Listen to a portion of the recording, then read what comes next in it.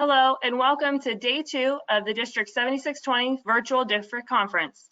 As a reminder, if you have any issues during GoToWebinar, please go to support.goto.com/webinar and use their help tips. Additionally, today we'll be using the polling function along with the handouts and question functions. Please submit all questions through the questions portal and view the handout portion for additional information throughout the webinar.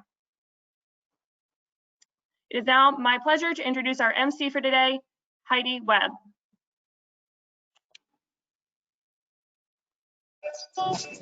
In a misty morning fall with our hearts are thumping you.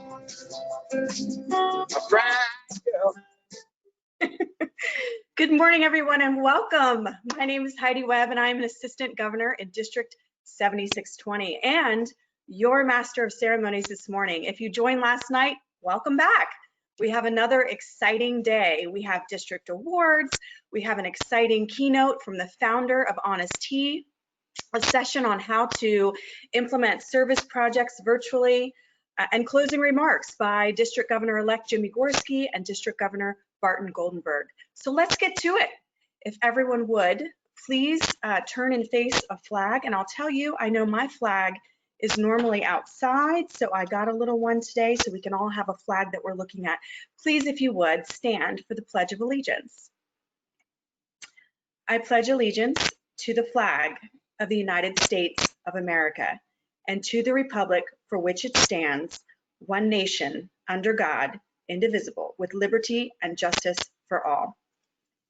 Thank you so much. And if you would, please stay standing because we're going to move forward throughout this day today and be reminded of our four-way test.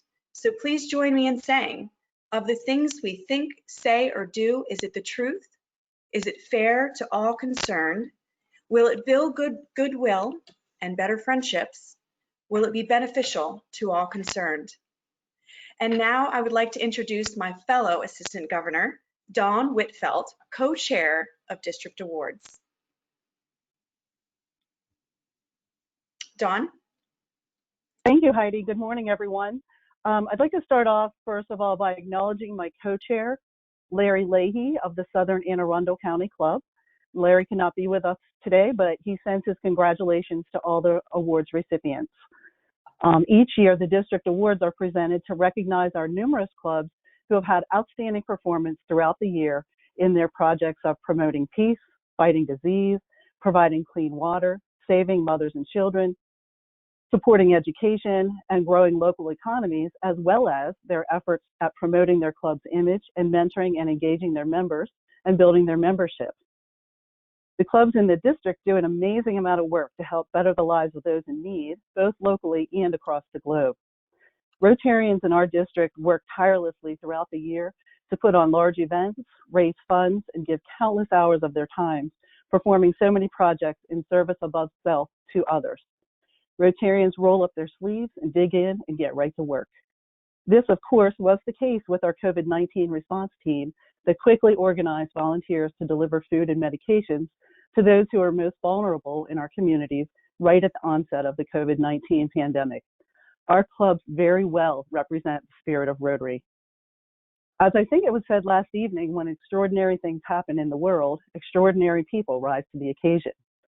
Our clubs have done an absolutely extraordinary job to create lasting change in the world. The District Awards criteria is set up in alignment with each Rotary International President's annual theme and citation and our District Governor's annual goals. There's also a separate presidential citation that's run by Rotary International, and your club qualifies for that by entering your goals and achievements into Rotary Club Central on the Rotary.org website. If your club has qualified for a presidential citation, you will receive that at a later time from Rotary International directly. This year, our District Awards criteria is divided into three categories. We have foundation, public image, and membership. Points are accrued according to certain tasks being completed, such as taking advantage of the district's matching grant program, partnering with other clubs on projects, promoting your club through traditional and social media, holding virtual meetings, virtual membership drives, and Rotary International or informational programs. engaging your members, and inviting guests to learn about Rotary and what we do. There's also 3 levels of achievement in each category. So we have bronze, silver, and gold. The qualification is 60 points for bronze, 75 for silver, and 85 for gold. Award recipients will receive a patch and a banner from us reflecting the category and level of recognition that was achieved once we get them. So we're still waiting on those. Everything is slow due to the COVID. Now, displaying your district award is a great way to promote your club's successes for better recognition in your community, and as well to show gratitude to your members for all their hard work. Attach it to your flag, take a photo, post it on social media, publish a press release, let your community know how great your club is. Who's not attracted to join and participate in an organization that shows a proven track of successes? The district awards form is also a great tool to use when you're planning your Rotary year, because it's basically a compilation of all the many tasks and functions that Rotary clubs are supposed to be doing, and really, mostly all clubs are doing those things already anyway. But you can use it as a guide to help your club complete more of the criteria and learn a higher level of recognition. This year, we had 18 clubs who applied and qualified for awards. These clubs are doing all the things Rotary stands for. There were 27 gold, 11 silver, and 8 bronze qualifications. Here's a few interesting facts about the recipients. 10 of these clubs have received awards consecutively for the past 15 years. One of the clubs has qualified each year since it was chartered, 14 consecutive years. And the clubs that are being recognized are not all large clubs. 7 of the clubs have under 40 members.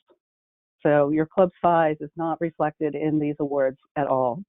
And the clubs that have qualified represent nearly all the regions in the district. I do want to mention just for a moment giving to the Rotary Foundation, which is not an awarded category, but it's very important, obviously, for the sustainability of Rotary. And our district has been very generous in its giving of the foundation over the years. And it's just really important to recognize the clubs with the most consistent giving.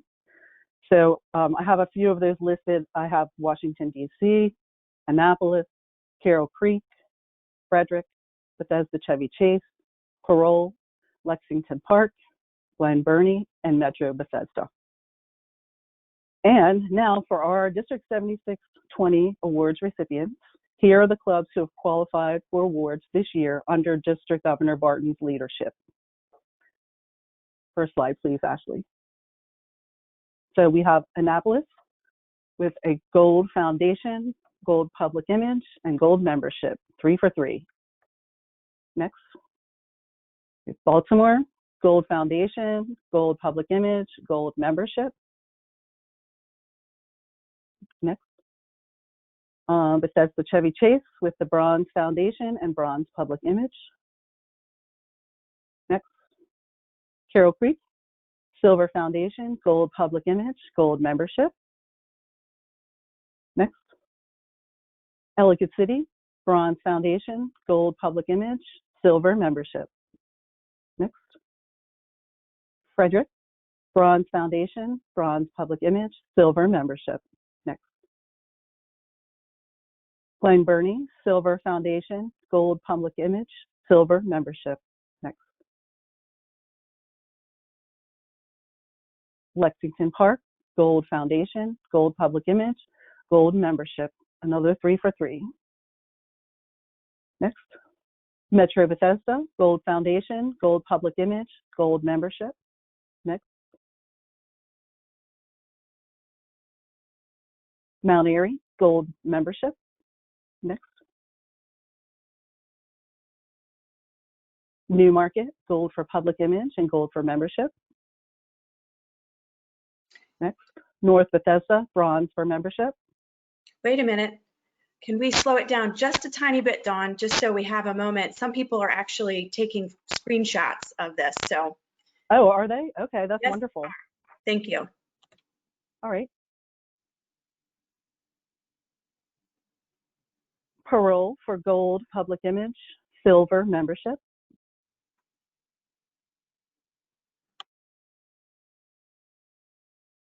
Southern Frederick, gold for foundation, gold public image, and bronze for membership.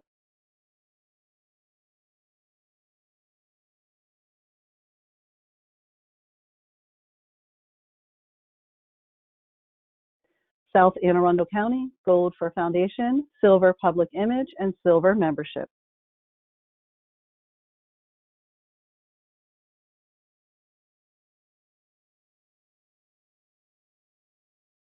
Washington, D.C., gold for foundation, gold public image, and gold membership.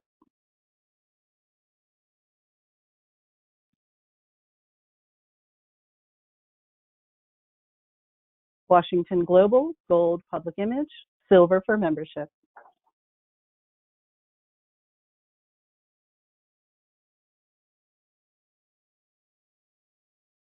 Westminster, silver for foundation, silver for public image, and bronze for membership.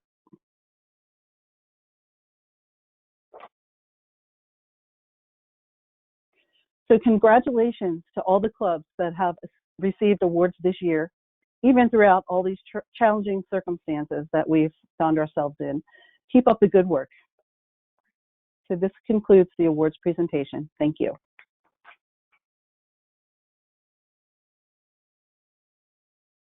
Thank you so much, Dawn. I really appreciate that. You know, I fell in love with Rotary is what I say. Feel free to borrow that term. But I always say I fell in love with Rotary in 2013, which is where I started at Metro Bethesda.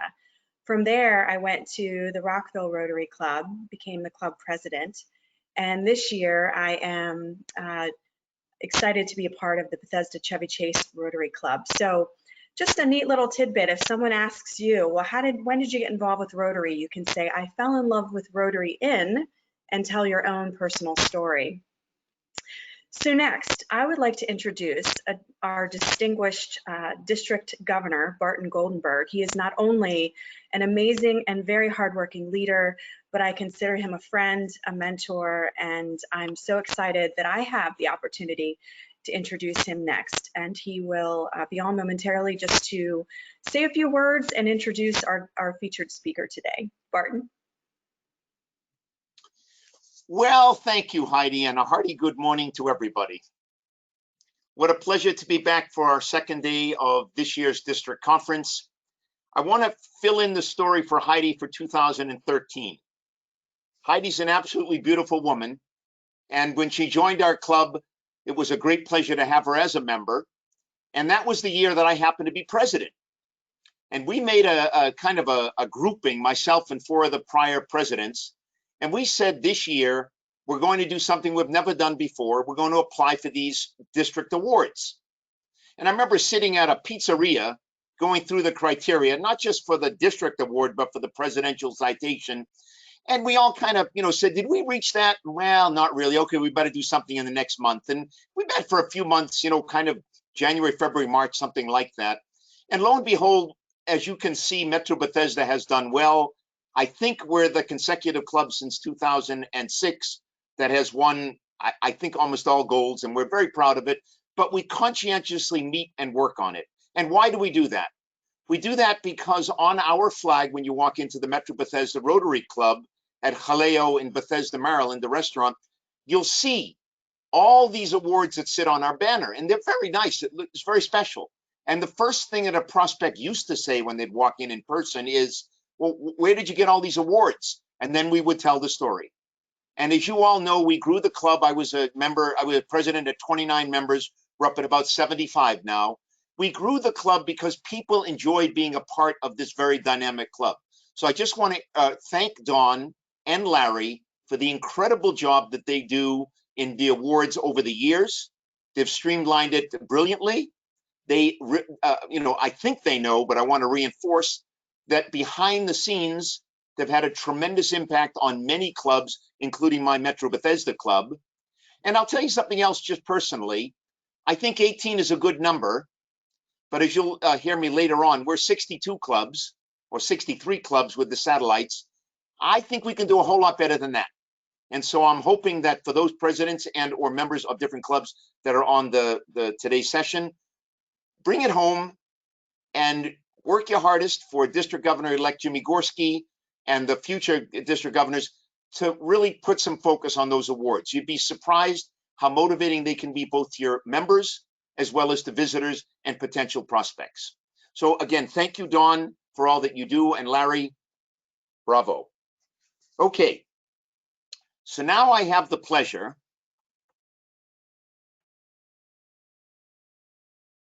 Whoop, technical difficulty. You're not getting off that easy, Barton. We want to know, what's it like to be district governor, and talk to us really sincerely about the joys of the job, the hardships. Let us know what your year was like. We want an insider's scoop. Am I right? Whoa, now we're off script, huh? We are off Okay, script. that's perfectly fine. It's a 3-year commitment, and it's a lot of work. I personally took on the district governor. I'll tell you the story, because when I called Rotary 3 years ago, and I should tell you, Peter Kyle, who, as you know, is our Rotary International Director in 2 days, he was my district governor in the year that I was president of Metro Bethesda. And I have great admiration for Peter, and I think he did a wonderful job for the district and has done so for Rotary ever since. But when I became a president, I enjoyed the year. I mean, I think that's the best job in Rotary, to be a club president. And then I finished my presidency, and I became assistant governor for 3 years directly thereafter. And I wasn't sure what I wanted to do next. So I called Rotary International. It's not important who I called. And I said, hi, this is Bart Goldenberg. I'm president. I've been assistant governor. And I want to take on a Rotary International, do something for Rotary International at a global level. And I remember it was a woman, and she said to me, you've been a district governor already. Is that correct? And I froze on the phone and said, no, in fact, I haven't. And in the most polite way, she said to me, call us back when you have. So my motivation to become district governor was largely because I do believe in Rotary, as you all know, and I believe in the international aspect as much as any domestic and or even district or club, at that level. So now I have completed my district governor year, and I can call back up and say, yes, in fact, I have. But let me tell you what I feel about the district governor level and being a district governor. It's, as we all know, at an executive level, it's always lonely at the top. And there are some decisions that had to be made this year that were very, very tough. Termination of members, discussions with clubs, difficult past district governors, presidents that were, falling out of line. There's all kinds of things that happen behind the scenes that you'd never hear about. But we sit there with the help of our district executive leadership team that I'll introduce later on. We sit there with the help of our Council of Governors, which I'll introduce later on, all of our past district governors. And we work these things out like a big family that, as we all have our ups and downs, and we come to some sort of an agreement on each issue and we move on. And I think we've done, that very eloquently this year. And it's just something that I can be proud of. On the other side of it is the fun part of being a district governor, going to all of your clubs, your fundraisers, giving away certificates, receiving small little tokens of appreciation. Just being a cheerleader, a mentor, and a coach to all of the wonderful people that run your clubs, your boards, and members of the district. And I can't tell you, and all the past district governors, I'm sure will tell you this as well. I can't tell you how much we appreciate you being a Rotarian, how much we appreciate your devotion, your commitment, and your joy of being a Rotarian, because we feel it. There are clubs that I went to that would be very welcoming to me. They knew the district, they'd received grants, they were happy, and they, was just kind of a normal thing. There were clubs that queued up in the first few days of my district governorship. They said, no, we want the district governor first. And so there was a fight at the beginning. But over time, I think that we, I had the pleasure of visiting most, if not, I can't say all, but most, if not many of the clubs in person and or also virtually now. But that's the greatest pleasure of being a district governor, to kind of be with you, the people, do the things that are important to you, and learn how to, be a better district. And later on, I think the different people that receive awards will tell us all, how did the district do? I can only say from the bottom of my heart, Heidi, it's been a journey. It's been a wonderful journey. I've learned a lot as a person. I've developed more, I hope, as a leader. And I'm deeply grateful to all of you who allowed me to be your district governor. That's what I would like to say. And Barton, once again, I'm not letting you off the hook. I have one more question for you, okay? Promise this will be painless. Okay. But I do this when I meet with small groups. I ask them to share in this circle something about themselves that they're very, very confident no one knows as of that point. So just for fun, before Seth comes on and you're with your inner circle here in Rotary, oh, I don't know, a few thousand people, 100, whatever. We're going to say 1,000. That's in our mind here. But share with these folks who maybe don't know you as well, or myself. I've known you for several years, but something about you that's interesting and fun. Don't go too deep. That no one at this point knows about you. Tell us something really cool, Barton, about Barton. Come on, you can do it. I love you dearly. Okay, so I think you know, I'm with my wife for 40 years. We celebrated 40th years together, and she's Italian and from Italy, and we both acknowledge there are many things that we have in common, and there are some meaningful differences between us, as is the case with all spouses. And there's always a quiet side to each couple, or a quiet side to each individual, that is for them and them alone as they move through life. And it's things that certain things happen that you don't share with your partner for a variety of different reasons. So I'm not going to talk about that dark side or the light side, whichever side you want to call it, but I would like to share with you one thing that is very important to me, and that is the outdoors. I've been an avid skier, an avid camper, an avid sailor, an avid cyclist, an avid this and an avid that all of my life. And I believe that's really a nice way to release pressure and stress and tension. And it's also good for our emotional and physical physique. When I started going home back in March for the COVID-19, I decided that this would be a great opportunity to really feel good about myself and what was going on at the district, in my business, with my family, etc. And so I started to do walking 6 miles a day in the morning and biking 20 miles a bike ride down the Capitol Crescent Trail each night. And that was just a part of who I am and what I feel is important. And I think we should all do it. Let me put that into perspective, Heidi, and now we get a little bit more about Barton. When I wake up each morning, I look at life through 4 pillars. Pillars as in pillars of a foundation. My first pillar is my family, my wife and my 2 children, 22-year-old son and 22-year-old daughter. And there I try to be as best a husband as I can. I know I can do better. And I try to be the best dad I can. And I'm sure I can be better. But we enjoy family vacations and meal times. Again, I'm married to an Italian. Dinner is on the table. We all have to join. And we have a wonderful, family get together. The second pillar of my life is my work. And my work is the company ISM. I've been doing it for 35 years. We are a customer strategy consultancy that basically targets large global corporations. So you all know, whether it's Nike or whether it's ExxonMobil, whether it's Jaguar Land Rover or many others, these are all clients of ours for many years. And I'm deeply honored that they have chosen us to be their, if you want to call it, guide or consultant. And we do a lot of work with helping them both have with sales, marketing, customer service, business processes, as well as technology that will allow them to engage with their customer effectively. And I have been very proud to tell you it's been a very good business. I have 18 people that work for me. It's been profitable every year since 1985. But again, I could always grow it more. I could always do more, but I'm happy with where it is. The third pillar in my life is philanthropy. I think it's very important for those that have been fortunate enough to have done well in life to give back meaningfully. And we can give back in many different ways. Some of us give back with our time. Some of us give back with helping others that are less fortunate in a variety of different ways. And that's a wonderful thing. And I deeply praise all those that give back with their time. Others give back with their money. And money may be something that you have gathered over time, and you may become a Paul Harris Society member or a major donor or an Arch Clump Society, etc. And then there are those that give both.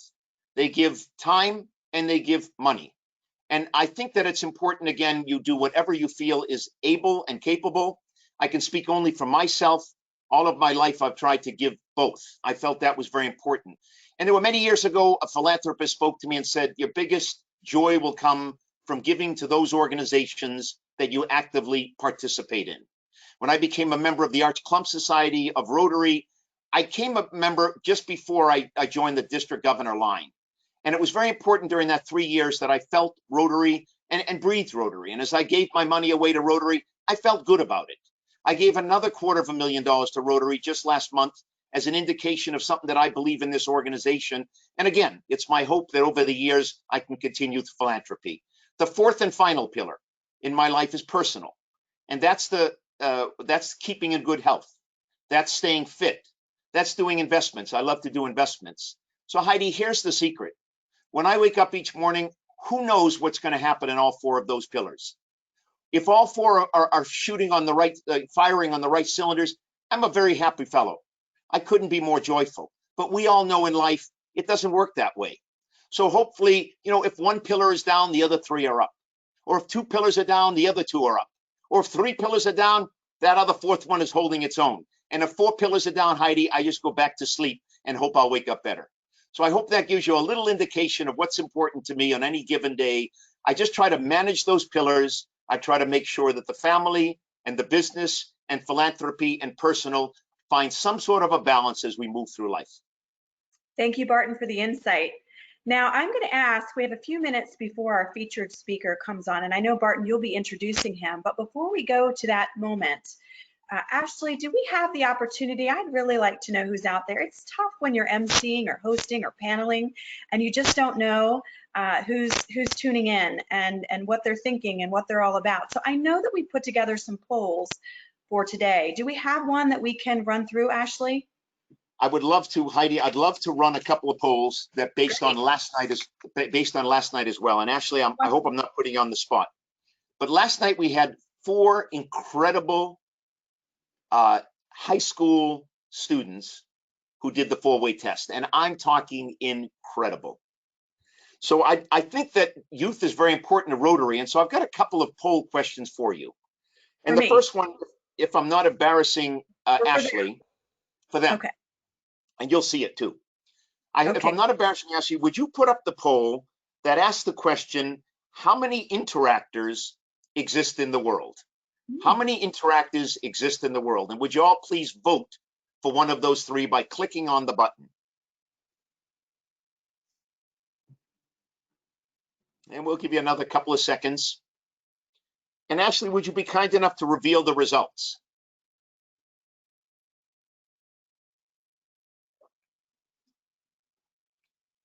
Okay, now this is very interesting. So, let's see. So the majority got the vote right. It is 57% of you got it right. It is 468,000. And if you think about it, we are 1.2 or 1.3 million members around the world of Rotarians, and we're also 500,000 interactors. And just imagine, folks, if we can cultivate those interactors to become Rotarians. So bravo to all of the interactors, which are high school students. I think they start at about age 14 and they go to about age 18, or maybe it's 12 to 18. But I'd like to go a step further, because interactors don't necessarily become Rotarians right away. They become Rotaractors. So Ashley, with your permission, would you be kind enough to put up the poll? How many Rotaractors exist in the world? And folks, would you be kind enough to take an answer to this question as well? How many Rotaractors exist in the world? Okay, and you can close that one if you will.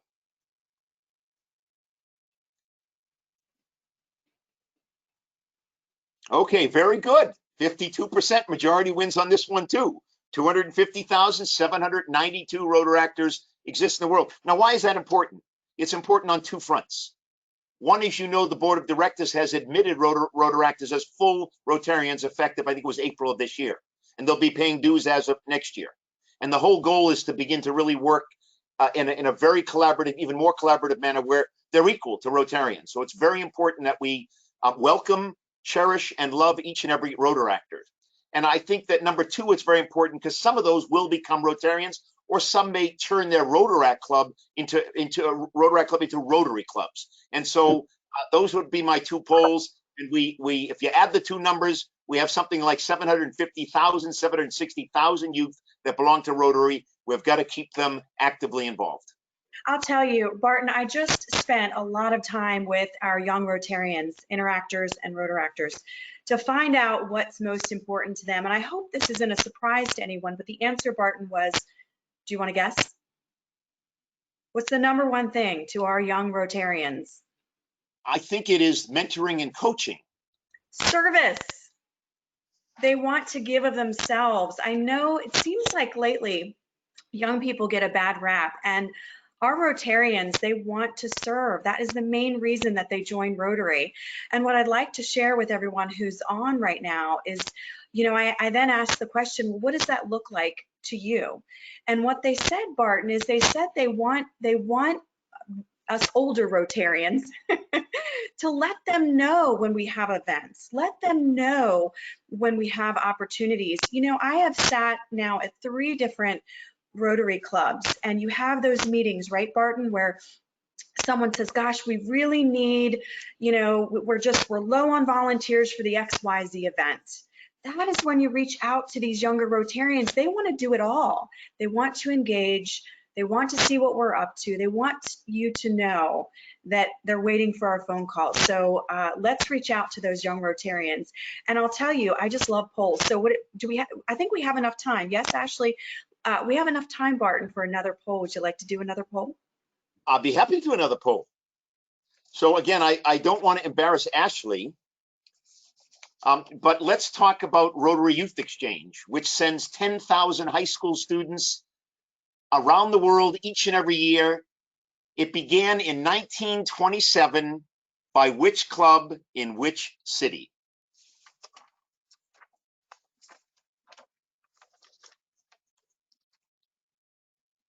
Okay, let's wrap it up and let's see let's see how people feel. Okay, well, I'm sorry to tell you folks, you got that one very wrong. So it was in Nice, France, that a decision was taken that they would start an exchange around the world. Again, think about it.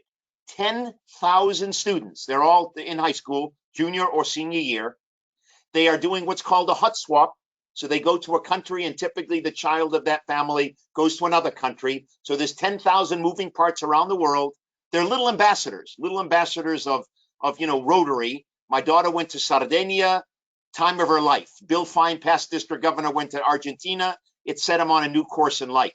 So it's an incredibly important program. And for all the moms and dads in the audience, or aunts or uncles or whatever it may be, what a wonderful opportunity for a child to spend under very careful guidance of Rotary, you know, of supervision, clubs and districts and mentors and coaches and so forth. It's just a wonderful way to move forward. So with that, Heidi, let us move on to Seth. And I hope that everybody enjoyed those polls. Let's please, everyone's done listening and watching us. So I'm going to hop off here, Barton, and please, if you would, introduce our very, very special guest, a well-accomplished man. I'm a big fan, so I'm going to head off. Hi, Seth. Bye, Seth. Good morning. Good morning, Seth. So ladies and gentlemen, it's with great pleasure I have the honor of introducing our keynote speaker this morning, Seth Goldman. Now, Seth is a very interesting fellow for reasons I'm going to explain in just a moment from my perspective, but let me tell you the background of Seth. He's the founder right now of a company called Eat the Change, and that's a platform to inform and empower consumers to make dietary choices that are aligned with their concerns around both climate and health. The first business launched under Eat the Change umbrella is a PLNT or Plant Burger, which is a plant-based quick serve restaurant that offers delicious burgers, sandwiches, fried, and soft drinks. Seth is also the co-founder of Honest Tea, and I'm sure many of you have had Honest Tea over the years. He's the chair of the board of what's called Beyond Meat. He's been widely recognized as an entrepreneur with tremendous success and impact, including winning the Ernst & Young Entrepreneur of the Year of Greater Washington, being inducted into the Washington, D.C. Business Hall of Fame, being Executive of the Year for beverage industry, being Beverage World's #1 disruptor and partner for a Healthy America and CEO of the Year. There's more to Seth. He and his wife, Julie, have also launched ETC Impact, which is a grants program that will donate $1 million over the next 3 years to nonprofit organizations that educate and inspire consumers to make climate choices, conscious choices with their diet. And their first grant deadline was received more than 120 applicants. Seth has a very honorable background. He's a graduate of Harvard in 1987, of the Yale School of Management in 1995. He's a Henry Crown Fellow of the Aspen Institute. Seth and Barry Nailbuff are both authors, along with graphic artist Sunyan Choi of the New York Times bestseller book, Mission in a Bottle. Now that's the official side of Seth. I want to give you the unofficial side of Seth. This is a wonderful fella. This is just a regular common guy like you and me that she'll tell the story, got a little bit tired of not having a good cup of tea, and then created the company Honest Tea. He lives in Bethesda with many of us. His children went to the same high school as my children and many. It so happens that Seth and I grew up as children, 10 years apart, I might add, up in Boston, and I'm from Newton Center, Massachusetts, and Seth is from Wellesley, Massachusetts. Seth and I belong to the same synagogue, and it turns out we've just had a lot in common.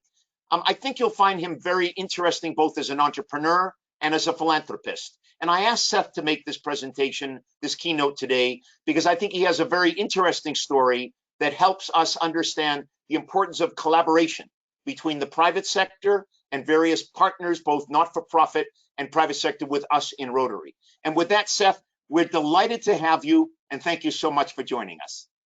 Thanks so much, Barton. It's really a treat to be with you all, and greetings, everybody. I have always felt connected to our hometown of Bethesda and to Maryland more broadly, and so this is a wonderful chance to just visit with you all and share a little bit of the adventures I've been on, and you know, reflect a bit on this moment, which is such a both unusual moment, troublesome moment, but also a moment of real opportunity, and I hope a moment of change as well. I thought before I get into a real presentation, I would just, Ashley and I put together some questions. So we're going to just do a few quick poll questions just to get a sense of how familiar the audience is with some of the different things I've been up to. So the first question is, have you tried a Beyond Meat product? It could be if you bought it in a store or in a restaurant. And we're specifically trying about a product branded Beyond Meat. So not asking if you've had a veggie burger, but have you had one of the Beyond Meat products? And just so you know, we'll talk more about it, but Beyond Meat is available at stores like Dunkin' or Whole Foods or Hardee's or Carl's Jr. So that's the first question. And it looks like, yes, 36, not bad, but obviously a lot more people still to have it. And the second question, wanted to know if, have you had an Honest Tea beverage? It could be Honest Kids that you bought for your kids, or it could be Honest Tea in a glass bottle or a plastic bottle, or one of the Honest Lemonade products. Just wanted to see how long people here at this. I hope the number here is a little higher. Okay, over 50%. Still room for improvement, but not bad. And then we had, I think we had one last question. This one of my guesses is going to be a low number, but have you been to Plant Burger? So Plant Burger, we'll talk about it, but it's a restaurant Barton mentioned. There's one in Silver Spring. There's one in South Capitol, the Whole Foods South Capitol. Also Whole Foods in Columbia, Maryland. And as of today, really just this week, we just opened a new one in Wynwood, Pennsylvania. These are only at Whole Foods stores. So, okay, we got some people who've been, so that's good. But an opportunity for the rest of you to go.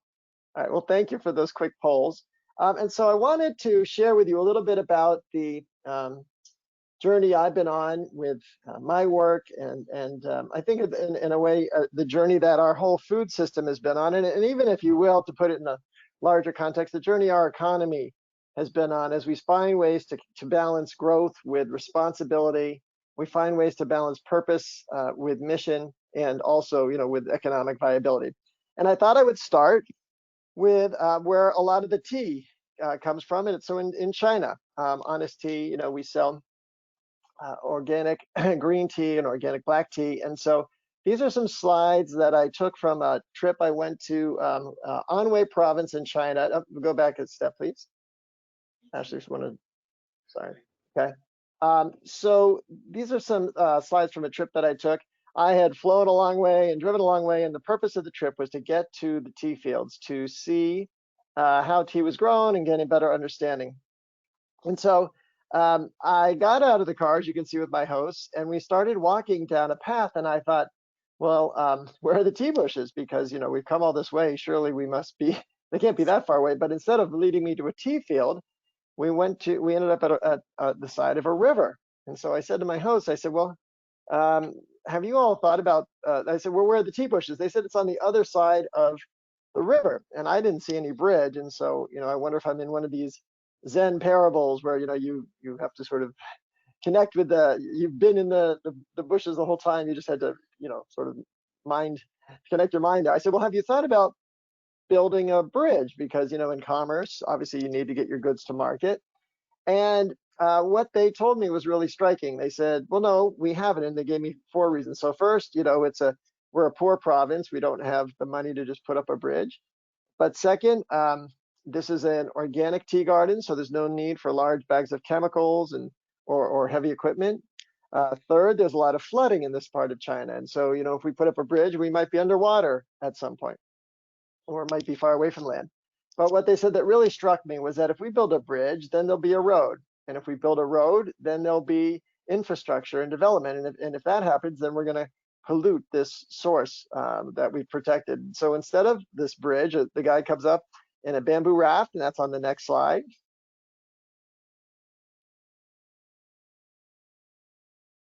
And it looked a little shaky. You can show the next slide. We got our feet a little bit wet as we crossed. And then on the next slide, you'll see that we ended up in the tea garden.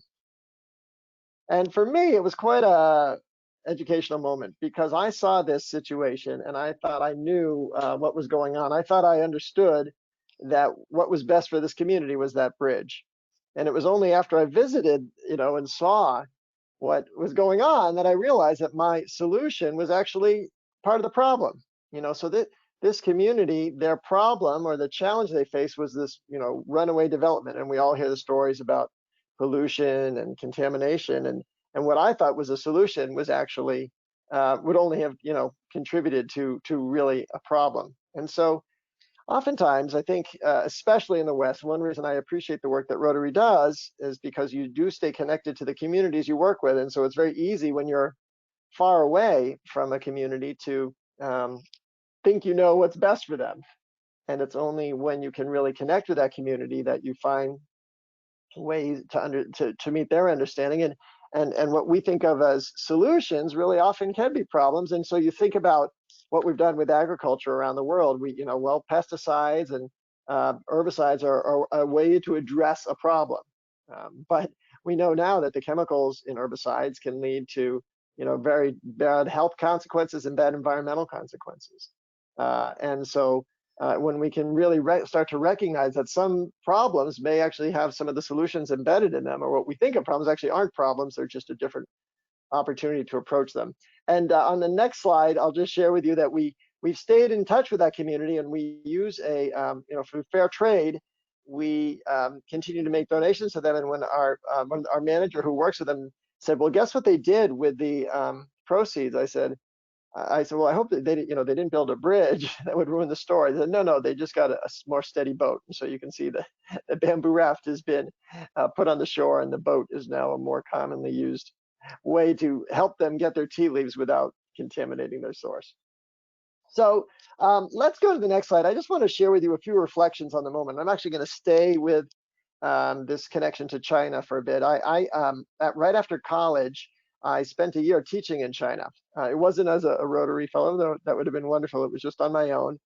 But I've stayed in touch with my Chinese students. And so I've had some chance to check in with them as this has all been happening. This was, of course, more than 30 years ago. But I thought I had remembered, and I confirmed with a student, you know, the Chinese characters for crisis, it's Wei Jia, and it means Wei means danger, and Ji means opportunity. So Wei Ji, opportunity. And so what's happening, you think about this crisis, there's real danger, right? There's a health risk, there's economic risk. I mean, you know, a lot of businesses are really struggling. But there's also opportunity. And when I mean opportunity, I don't mean, you know, the chance to go sell Purell or some hand lotion at, you know, sort of 3 times the market price. I mean, there's a chance to rethink how we do things, to reconstruct how we do things.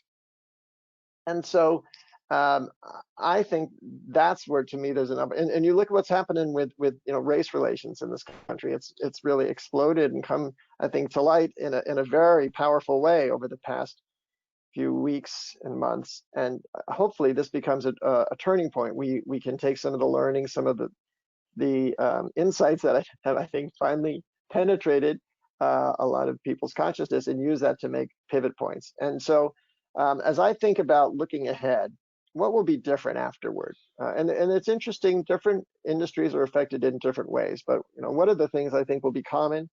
First of all, I think it will be harder to deny a sense of connectedness. And I know this is a theme that resonates powerfully with Rotary, but this sense that what we do, the choices we make, have an impact on people around the world, and the choices people make around the world have an impact on us, I think is only more clear. And obviously what we're seeing here with the coronavirus started with our relationship interaction between humans and animals in another part of the world, and it's reached us. And I think at the same time, the dietary choices, the ethical choices that we make have impact on other people. And so that sense of connectedness, I think, is only going to become more real.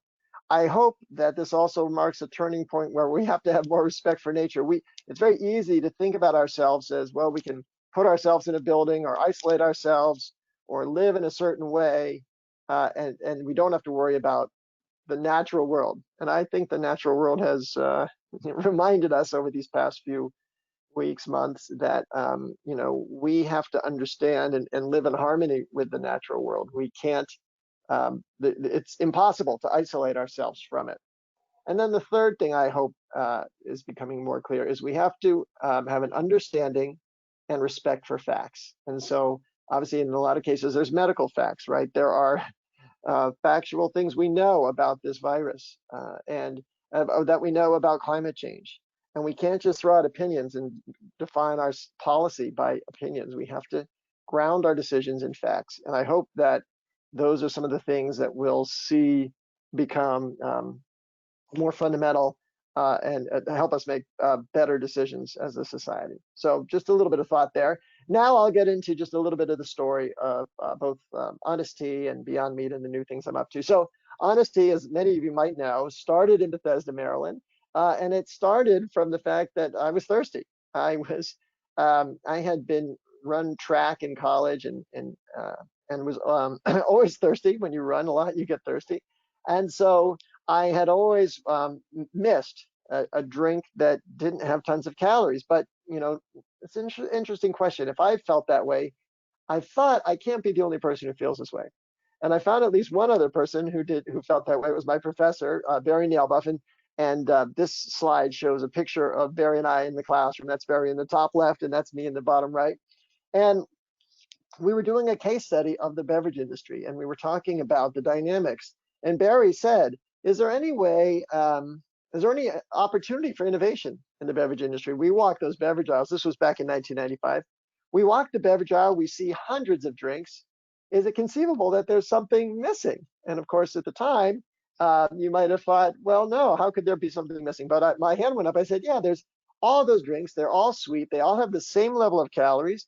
They all have mostly the same ingredient, which is high fructose corn syrup. Why isn't anybody making something with 1 or 2 teaspoons? Why can't they use organic ingredients? And so that was the gem of the idea. And after I moved down to Bethesda, I felt powerfully enough about the idea that I decided to leave my job in the investment world and started brewing thermoses of tea in my kitchen. And I managed to get an appointment with the local Whole Foods office, which is in Rockville, Maryland. And I brewed up 5 thermoses of tea, and I got an empty Snapple bottle that I pasted a label on. And I managed to convince the buyer to give it a try. And so this was back in 1998. And that first summer, all we did was give out samples of tea in the 17 Whole Foods stores. And that was enough to get us up and running. And by the end of that summer, we became the best-selling tea in those stores. And then we used that success to go to other Whole Foods regions and other natural food stores. And we gradually continued to expand. And we became, as we learned more about the ingredients, we decided to become the world's first organic bottled tea, which meant that all of our ingredients would use no chemical pesticides, no chemical fertilizers, or no artificial ingredients or colorings or flavors.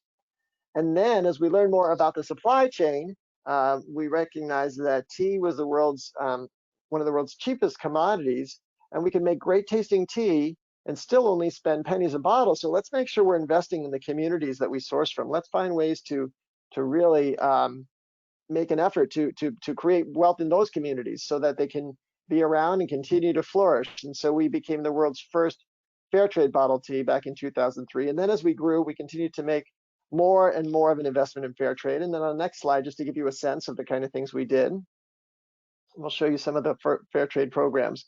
And what we would do is invest in schools and healthcare and infrastructure to help these communities become economically empowered.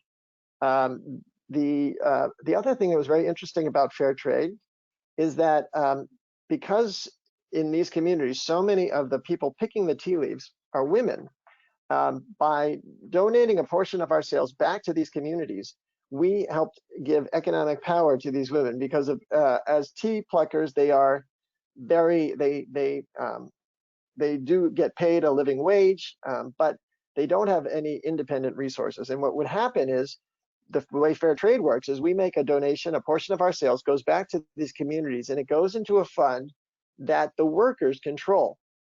And so then the workers get to identify what are the things they want to invest in. And so that's what's really exciting to see these women in particular becoming economically empowered. And what's also really neat about educating and empowering women is that, of course, from a social responsibility perspective, it's great. But it turns out that educating women and girls is one of the highest priorities identified to reduce global warming. And you say, well, wait a minute, how can that be? Why would educating women and girls have an impact on climate change? But what happens is when women and girls get educated, they have fewer children and they have them later in life. And so as a result, fewer bodies is literally fewer footprints, fewer energy consumed, fewer CO2 emissions, so fair trade has a very powerful impact, and we're really excited how we've been able to invest in it. And we have on the next slide, I'll just give you a sense of some of the other things we've done. We've funded some amazing schools. This is on the left is a picture of a school in India where I've gone more than a few times, and really wonderful to see those students be so eager and engaged. And over on the right, you see this picture of this woman in glasses. We worked with a nonprofit called Vision Spring because, and once again, this was done in partnership with the workers. I had known the founder of Vision Spring, and we presented this idea to the Workers' Council and said, would you like to use some of the fair trade proceeds? Because it's once we make the donation, it's not our money. But I said, I'm happy to make a connection to Vision Spring. And so we went to Assam, India, which is up in northern India, a very remote place. Very few of the workers, not just the workers, very few members of the community had ever had eye care. And of course, eye care is so fundamental because not only does it connect to literacy, but it connects to being able to do economic work.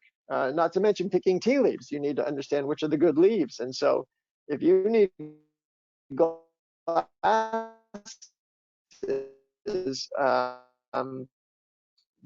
so we brought a vision team in, and eye doctors and vision workers, and they treated over 6,000 villagers, not just the workers in the tea garden, but the whole village.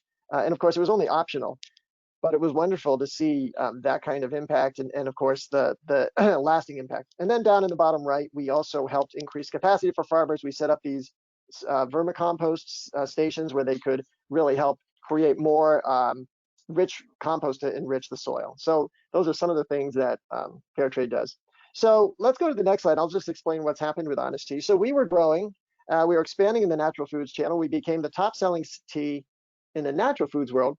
And in 2007, we were approached by many companies, but the company we chose to partner with was the Coca-Cola company because they saw us growing and we saw the growth happening, but we recognized that we were going to hit a limit because we were getting approached by chains like Target and CVS and mainstream chains, and we didn't have the distribution to cover them.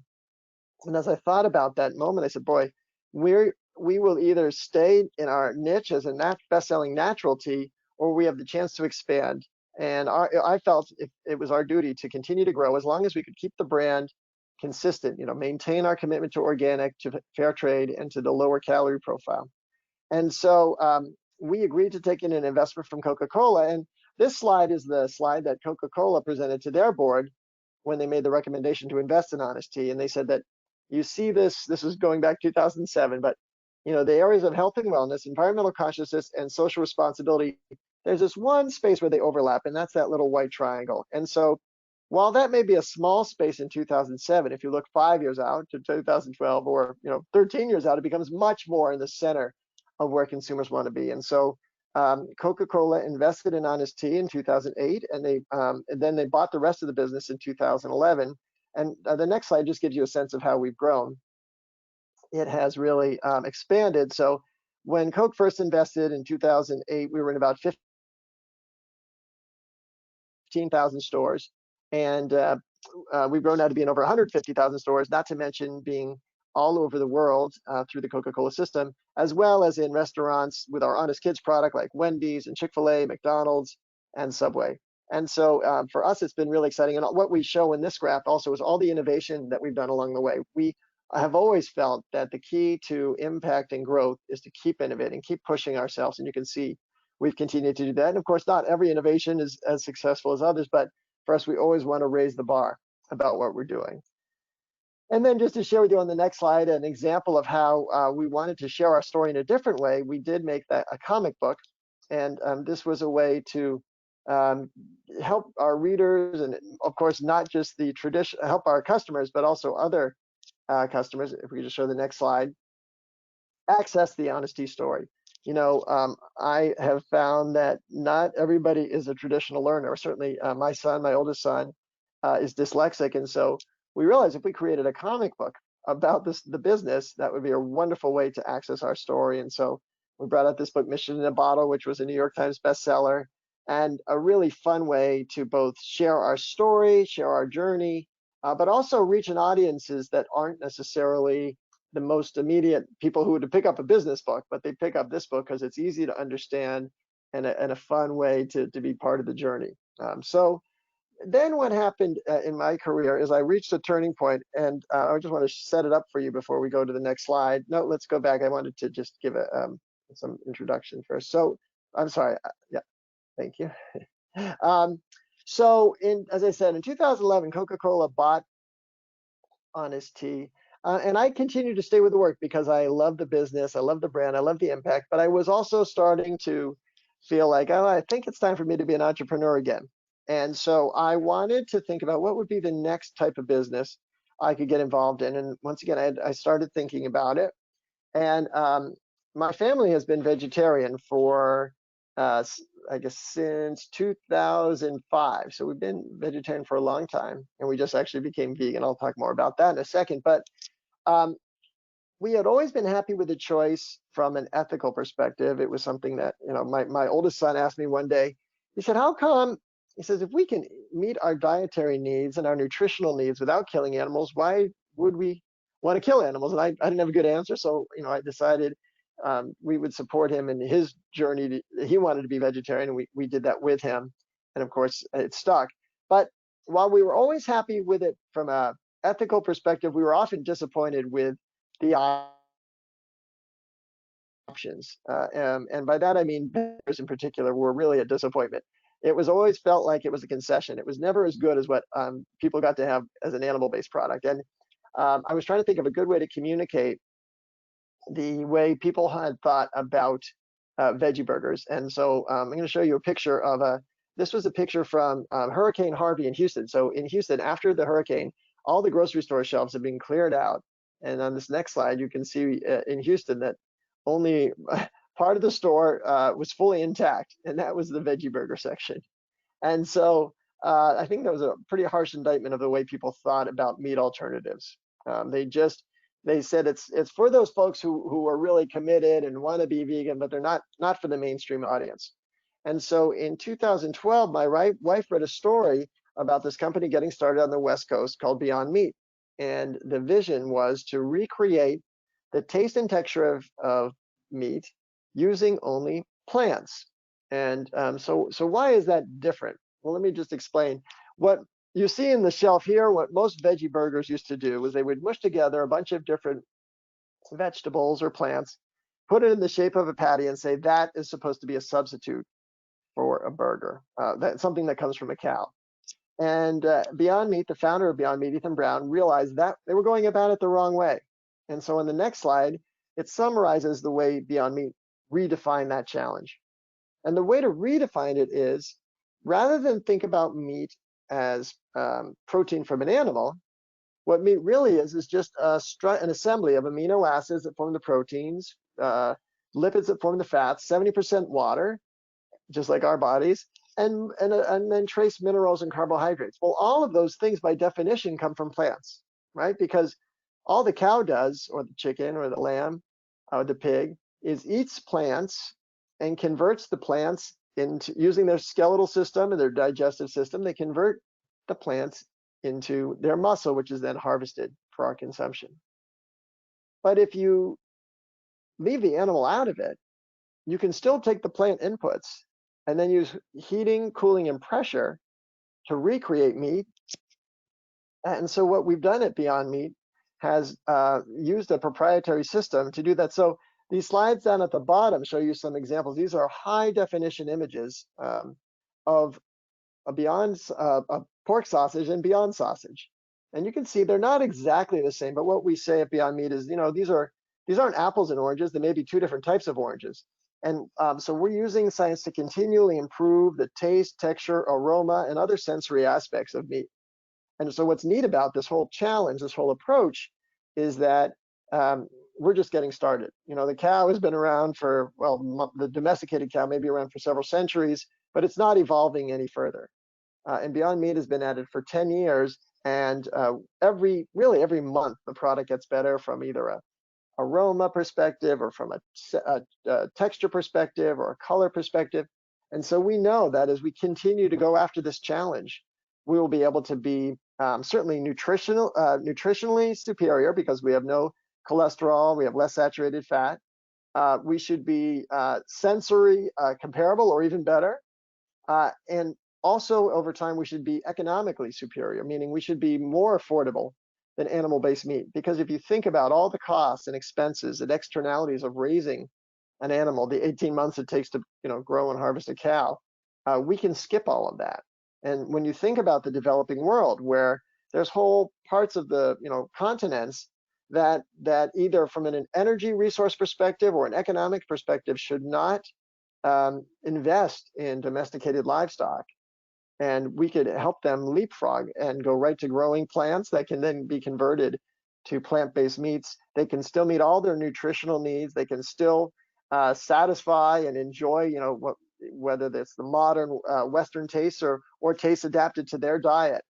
So it's a really exciting proposition. And just to share with you a little more about what the product looks like on the next slide, you can see that our burger looks like a burger. And so one of the big step changes for Beyond Meat was that we sold that burger into the grocery store, not in the freezer section where most vegetarians shop.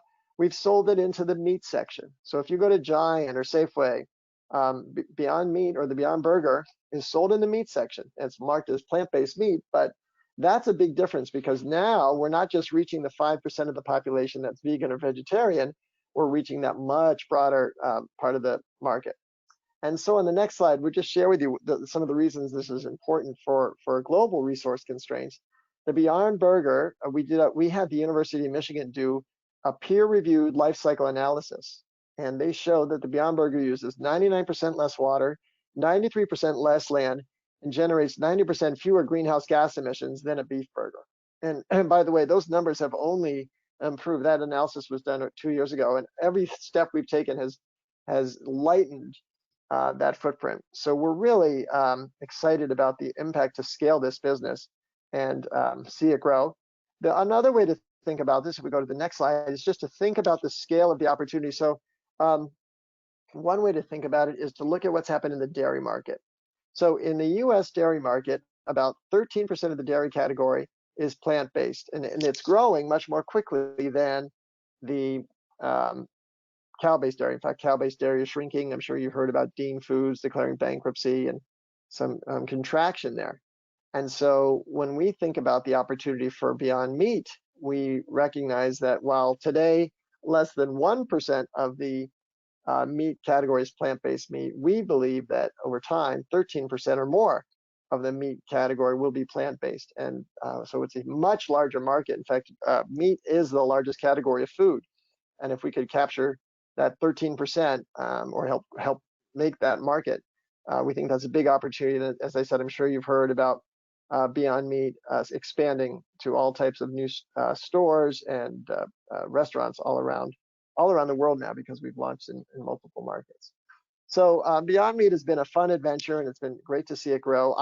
At the beginning of this year, I shifted my responsibilities. So I had finished my time with Honest Tea. I felt like once again I got that entrepreneurial itch, and so Honest Tea is in good hands.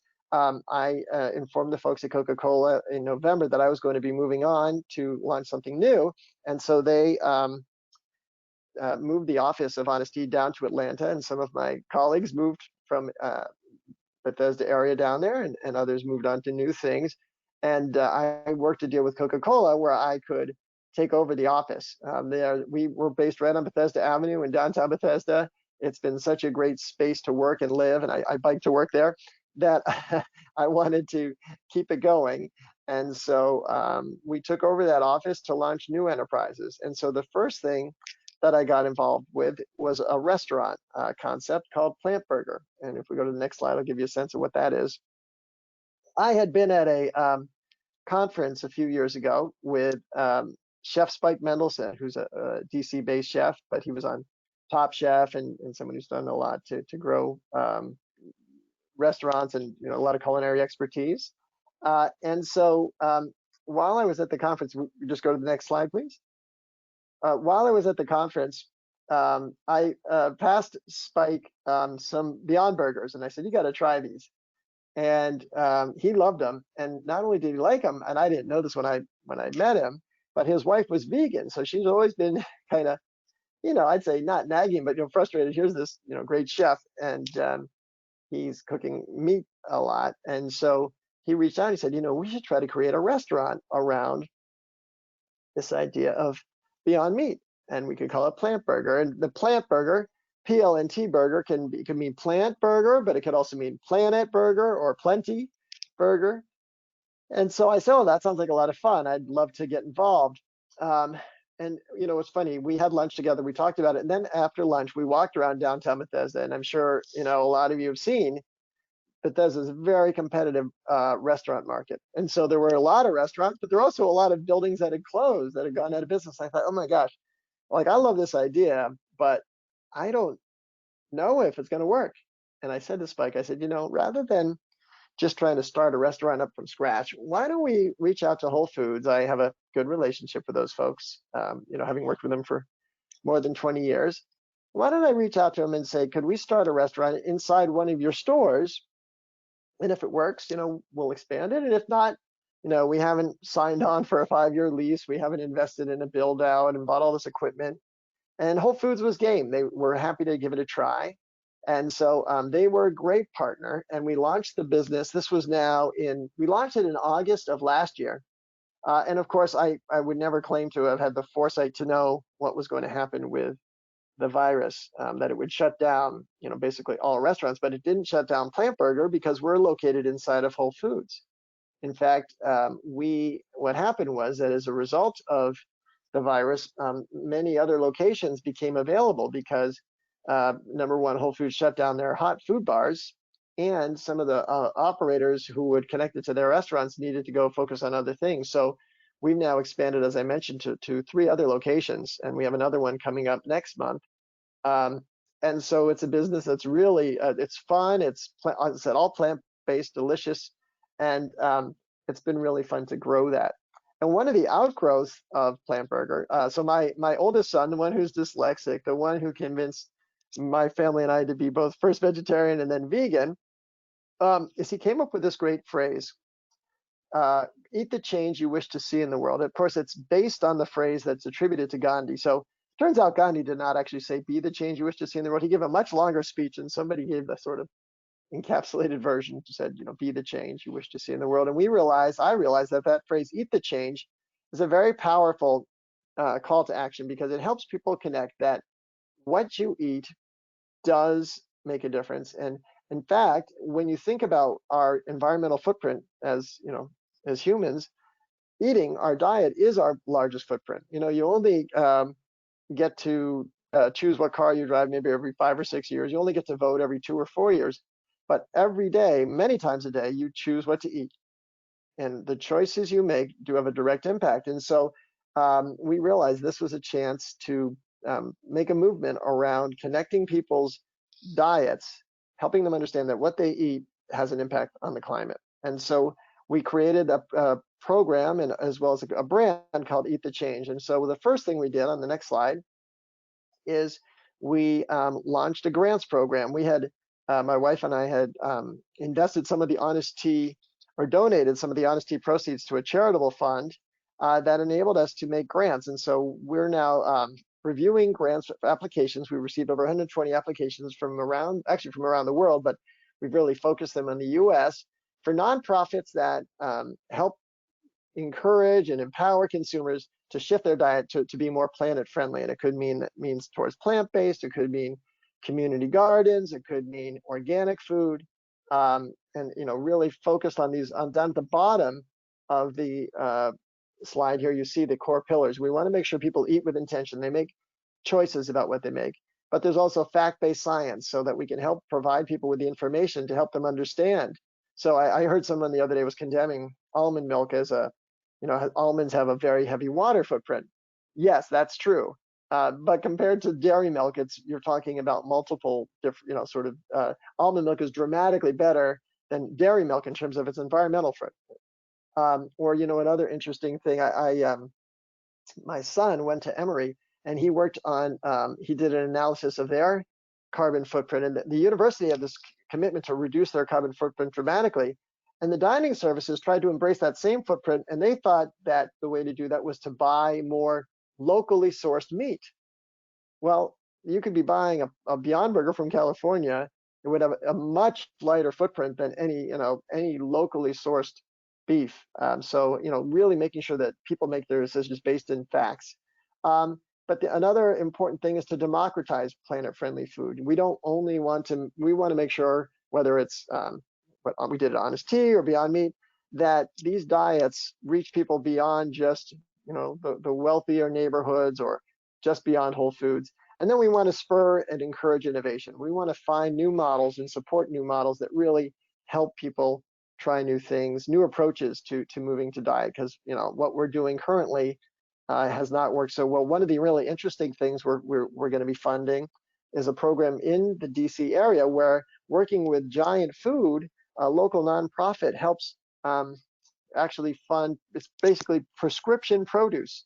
It lets less economically affluent communities access produce, and they get to have it basically available to them almost as a, it's almost like they would use sort of a SNAP, not an entitlement, but more access to produce. So it's a really exciting example of the innovation.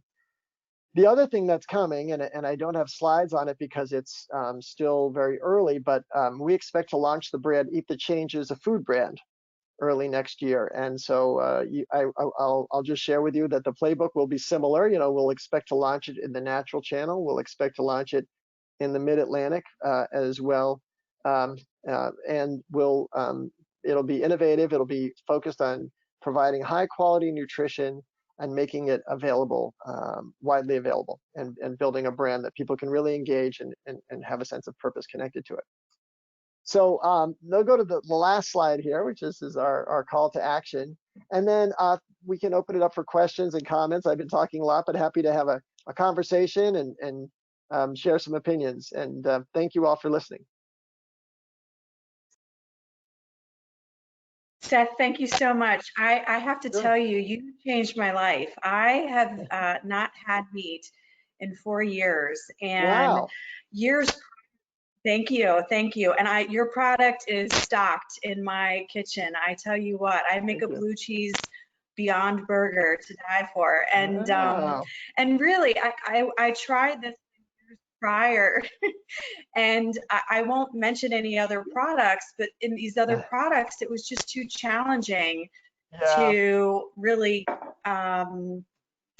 stay off of the product. Yeah. But I'll tell you, ever since your Beyond Burgers and other product, you've changed my life. So thank you. Thank you so much. And You know, I'm it's sure funny. many others on the line. So we appreciate your time for questions. Sure. Go ahead.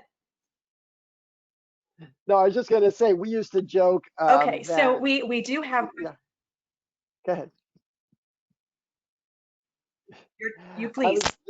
I was just going to, we used to joke that veggie burgers were a conspiracy by the meat industry to discourage people from being vegetarian, because you try them once, you say, I'm not that, I don't believe in Awful. this that strongly. Awful. Are there any new products coming out that we should be staying tuned for? Yeah, so first of all, there's Beyond Sausage, which is amazing. There's a brat and a hot Italian, and then now we've just launched a sweet Italian. But there's also in the freezer section a Beyond Breakfast Sausage Patty, which cooks up just like a breakfast sausage patty, and it's amazing. It's actually probably our favorite product that our family eats. So those are at Whole Foods and Giant. I think it's at Safeway as well, and other stores like Wegmans. So those are worth looking out for, and there'll be more coming. I mean, the really neat thing about what we're doing at Beyond Meat is you can just keep innovating. We're just getting started. Well, thank you so much. I tell you, if you haven't had Beyond Meat products, Beyond Burgers with blue cheese, you can fool even the most discerning crowd. So thank you so much. And so we have a number of questions, Seth. A number of our Rotarians, I don't know if you know this, but Rotary is partnered with Project Drawdown. Are you familiar with that? Yeah, Can you absolutely. talk a little bit about your connection to it? Sure. In fact, we funded Project Drawdown at Eat the Change. That was one of the first grants we made, because going back to what I said about fact-based science, we wanted to make sure we weren't just throwing out opinions. We wanted to prioritize our donations based on what they talk about at Project Drawdown. So, I failed to mention food waste, but that's a key thing we're looking at, and how do we help communities avoid that? The other thing, when I referenced educating women and girls, that's, I think, the third top priority in Project Drawdown. So, and then the fourth one is plant-based diet. So all of those are priorities that we totally embrace. And so I'm really glad to know. I didn't know you guys had that relationship, but that's great, because I always think it's important to have a third party set up standards and priorities, and obviously the scientists there are very highly respected. Thank you. Well, you sound like a natural Rotarian. Have you joined Rotary yet, Seth? I've been to some wonderful meetings in Bethesda. My challenge has been that I just travel so much. I haven't been traveling as much recently, but I love everything about what the Rotary stands for, and so I certainly consider myself an honorary Rotarian. Well, give this man a pin, someone, would you please? I see Barton come back on. Do you have a burning question, Barton? Well, Heidi, I want to go a little further. Seth, you're not traveling so much anymore. All of our Rotary meetings are virtual.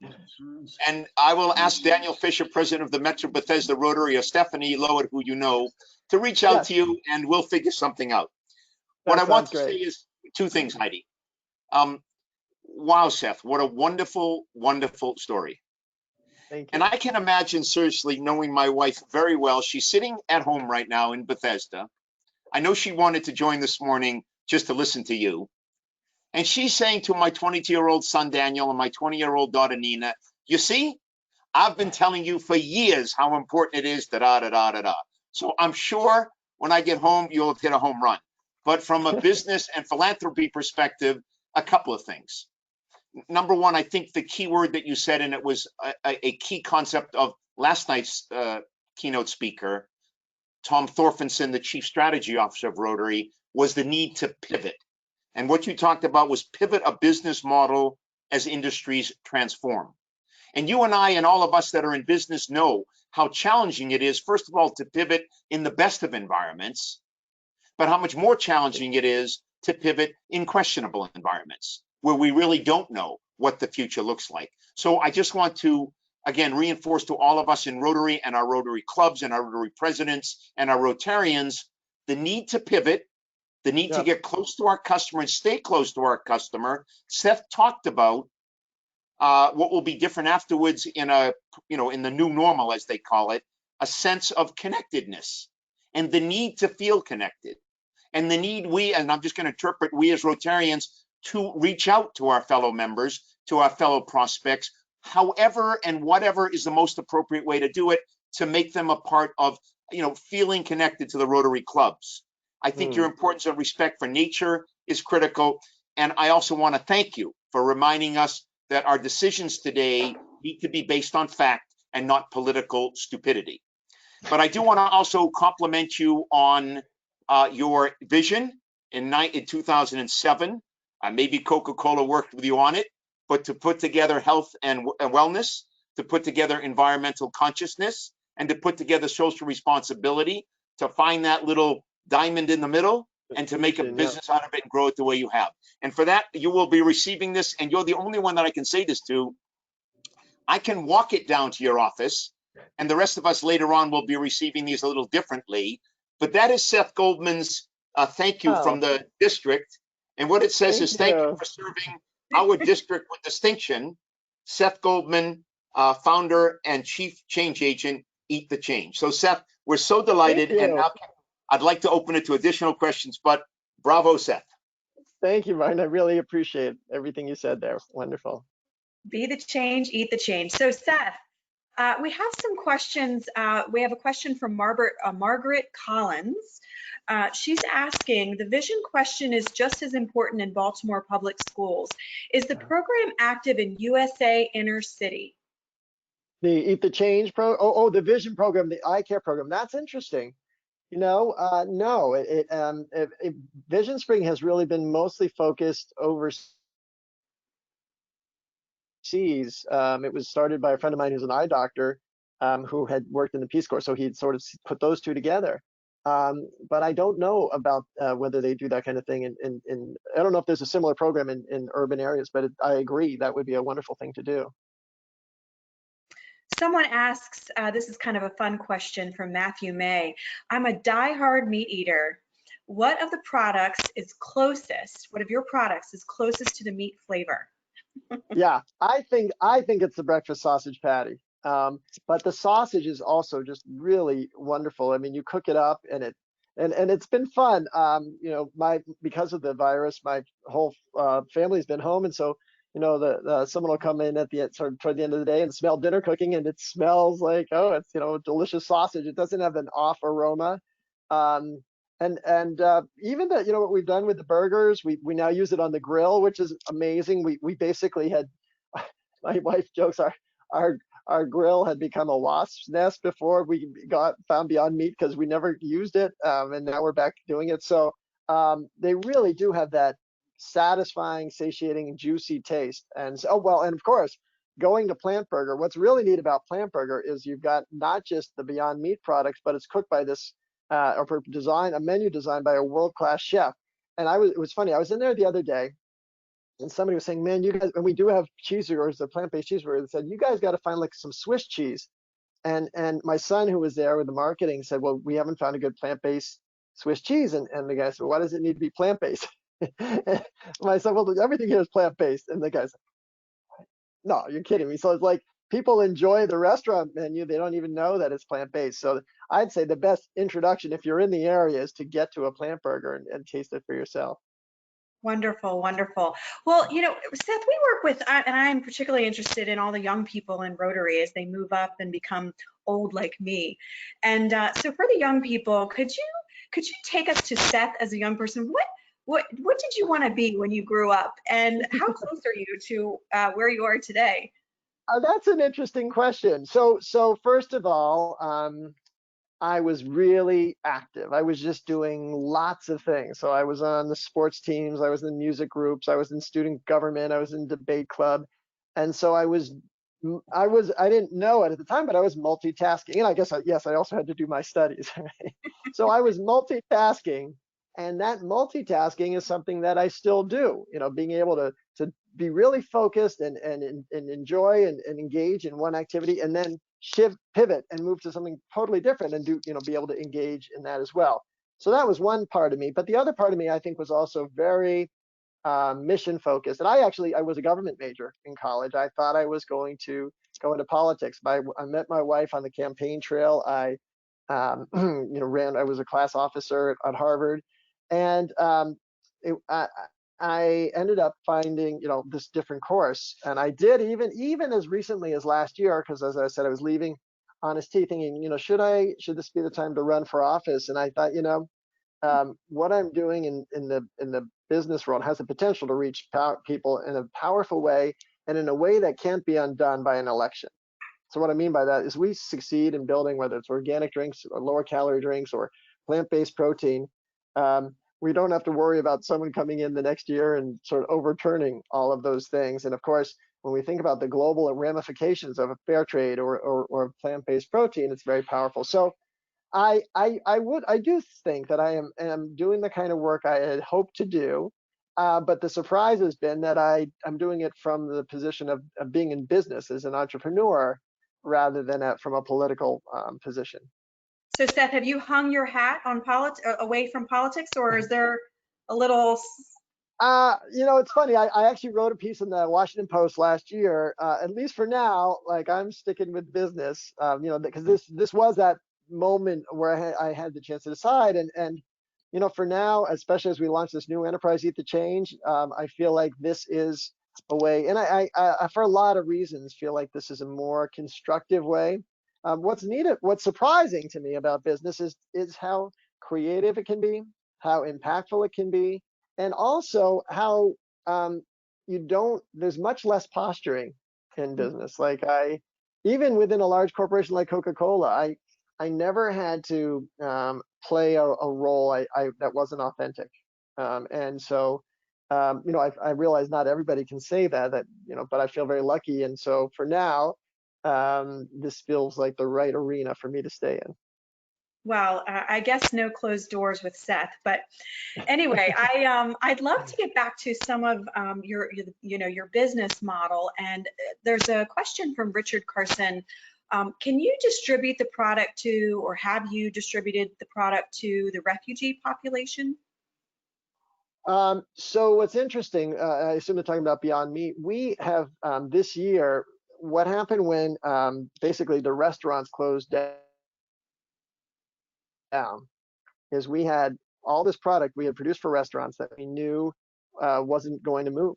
And so we committed to a program where we're donating 1 million burgers, 1 million meals around the country. And so we've worked with a lot of food banks, which obviously have a great need, but we've also worked with a lot of restaurants. In fact, what we did at Plant Burger is that we did it in the month of June. Every burger, the month of May, every meal somebody bought, we would, instead of a buy one, get one, it was a buy one, give one. And so we gave those to we brought those to healthcare workers. There have been some refugee populations along the border that have received Beyond Meat as well. But we have to have partners to do that. We don't distribute ourselves. So thank you for that. And someone has a more serious question. Trade wars. Are you affected? So not yet. What's interesting is our ingredients half of our ingredients are grown in the United States. Some of them are grown in Europe. Unfortunately, the ones grown in Europe, we're now producing in Europe, so we're able to basically grow it in Europe and produce it there. We also are working in China. We've launched in Starbucks in China, and so some of the product can be grown in China as well. So we haven't really been impacted by trade wars. Obviously, it is potentially concerning, but it's both trade wars and the virus. We were concerned because we do import some ingredients. But so far it hasn't had an impact on us. But I assume Rotary shares this view around connectedness, that putting up those barriers only inhibits our ability to be able to expand as a business. Thank you for that. And so you have a lot of Rotarians on the line, mostly Rotarians, and the environment is a very important topic, as it should be. Can you talk to us a little bit about, and I always like to ask the question, how can we help you, or how can we work together towards, kind of the same goal? You have a bunch of people that are really focused on the issue of environment. Can we talk a little bit about that? Sure. Well, I think the key, first of all, thank you for the question, and the answer is yes, absolutely. You all can help. You all play an important role in it, and it really is embracing this notion of eating the change. And so I don't want people here to think you all have to be vegetarian or vegan to make a difference. That's not a message I'm trying to communicate. But you all have the ability to be mindful of what you eat. And so if, as a starting point, you can just say, I'm going to have one more plant-based meal per week. That, when you roll that out, that's powerful. That, if every American had one more plant-based meal per week, we would effectively be doubling the percentage of people in the country who are vegetarian, because there's about 5% of the population is vegetarian. If you say there's 21 meals in a week, 1 out of 21 is about 5%. You would basically have the same impact as if we just doubled the amount of vegetarians, but we do it in a way that's much more accessible.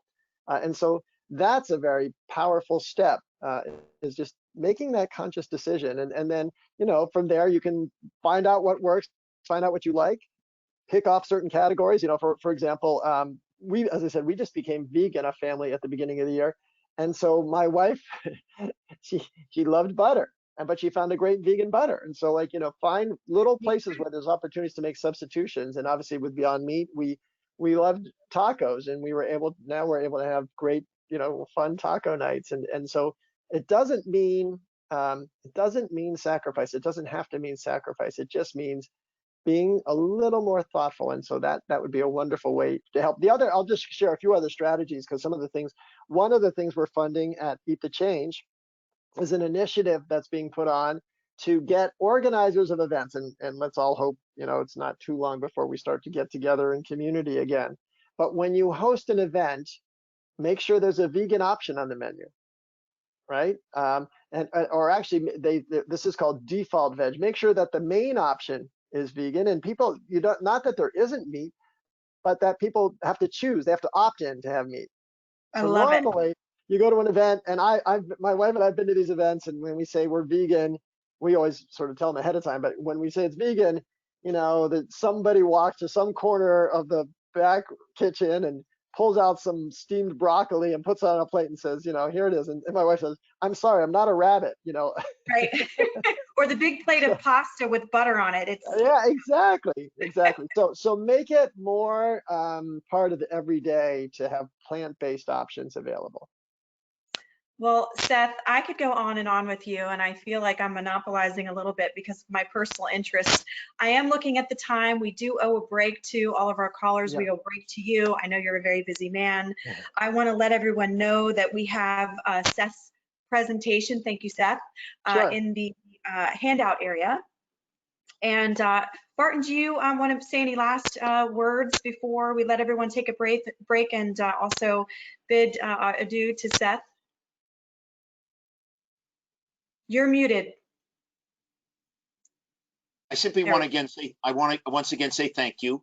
I think that you and Heidi should go for a meal. I think that's very important. There's a lot to be worked out here.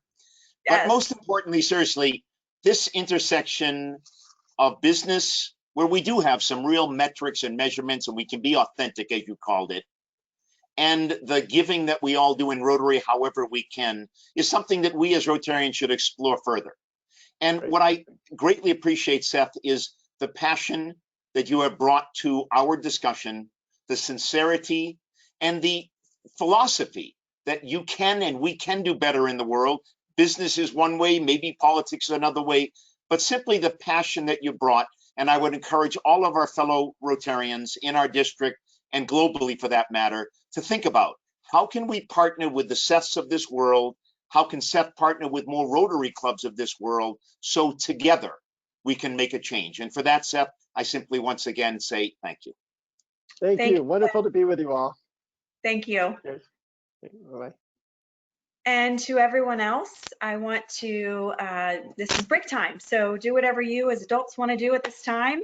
And we'll see you back here at 10 after 11. Seth, thank you again. Goodbye for now.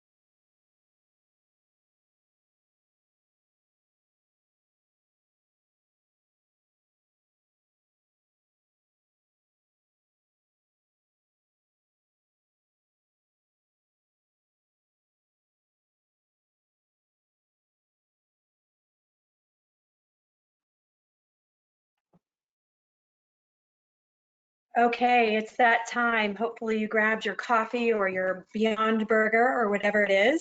Welcome back, everyone. Again, I'm Heidi Webb.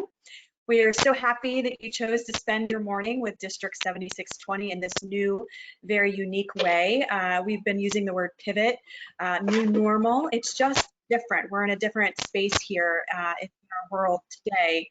And I'll tell you, there's a person who knows quite a bit about what's going on and how to deal with these changes and still keep members engaged and just truly navigate this new normal, as they call it. So at this point, I would like to introduce you to Katanya Lester, who's only been a member of the Baltimore Sunset Club since December, but she has plenty of ideas to share with us today. So without further ado, Katanya, good morning. Hello. Hello, good morning. Hi, Heidi. Hi. Good morning, everyone. As Heidi mentioned, I am Katanya Lester, and I have the awesome opportunity to be the president-elect of the Rotary Club of Sunset Baltimore in Baltimore, Maryland. I'm also a graduate of Morgan State University and also CEO of my own public relations company, Lester Public Relations. And I'm a business service representative with the Mayor's Office of Employment Development. So I'm here today. Yes, as Heidi mentioned, I did fall in love with Rotary in 2019, and I'm proud to come forward with you today to talk about how to be a COVID-19 safe, action-focused club with our new normal, ways to volunteer. And a lot of these volunteer opportunities will be virtual.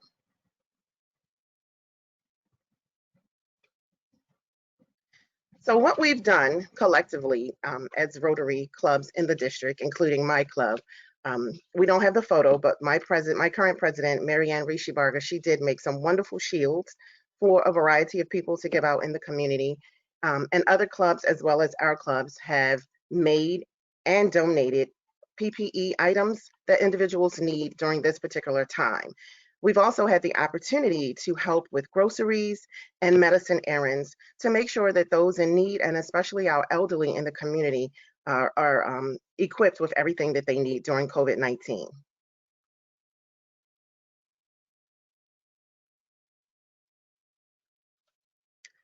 So in the midst of everything that has happened and the way that our lives have changed so drastically since March of this year, we want to give you some additional options to consider in reference to servicing the community and your families as well during COVID-19. And the next slide will show you some additional options as we go forward. So please keep in mind to always be willing to share your voice as a Rotarian. You can record your voice as part of a human voice bank used to offer those for an assistive technology custom and unique voices instead of the generic offerings widely available. So that can be used especially for individuals who may not be able to speak or who are slightly hearing impaired. You can also be the eyes for someone. So as a sighted volunteer, you can help just by installing the Be My Eyes app on your phone. And it's for individuals who are blind or have low vision and may need help in reference to checking a variety of things, especially expiration dates. You know, those expiration dates are really small on our products, and it's very good and useful information to know. Or distinguishing between different colors like reds and blues or purples and things of that nature, or even reading instructions and navigating in a variety of new surroundings. So we also have Zooniverse, where you can participate in a variety of research of all kinds, from classifying galaxies to counting penguins to transcribing manuscripts. Whatever you're interested in, Zooniverse is a really great project for you to do with your family and as well as with individuals in your community. We also have Project Gutenberg. It's a library of over 60,000 free ebooks. So, you know, instead of having to worry about checking out books from the library, you can actually go online and upload the ebooks, and you can choose from a variety of them that are e-published or on Kindle, and download them and read them. We have thousands of volunteers who have digitized and diligently proofread the ebooks for your enjoyment and for your education. Warm Up America is also another one. Volunteers can donate their time by crocheting or knitting. And that's something that a lot of you Rotarians are already very skilled at doing right now. And we're requesting that you knit or crochet one or more 7 inches by 9-inch rectangle, as well as entire blankets and accessories. And the sections are put together as individuals or by individuals or as a groups in the community. Also, the Smithsonian transcriber, you can become a Smithsonian digital volunteer and help make historical documents and biodiversity data, which is very important to have.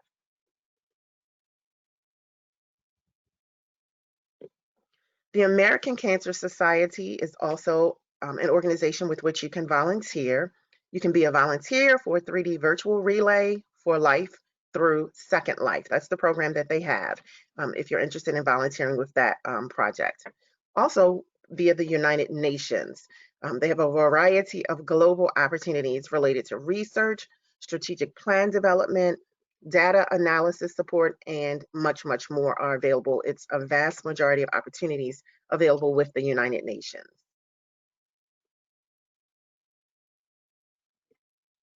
Operation Gratitude. This is a very important one that we really, really love and appreciate because you're giving appreciation to our first responders, thanking America for our troops, our veterans, and even our current recruits and anyone that's been wounded or as a hero in the war, in any of the wars or service to our country for the military.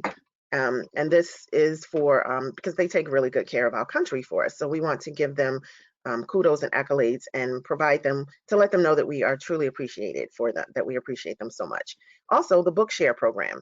It provides accessible print material to children and adults with disabilities, and it gives you the opportunity to scan, proof, and describe images for them so that they can enjoy books as well.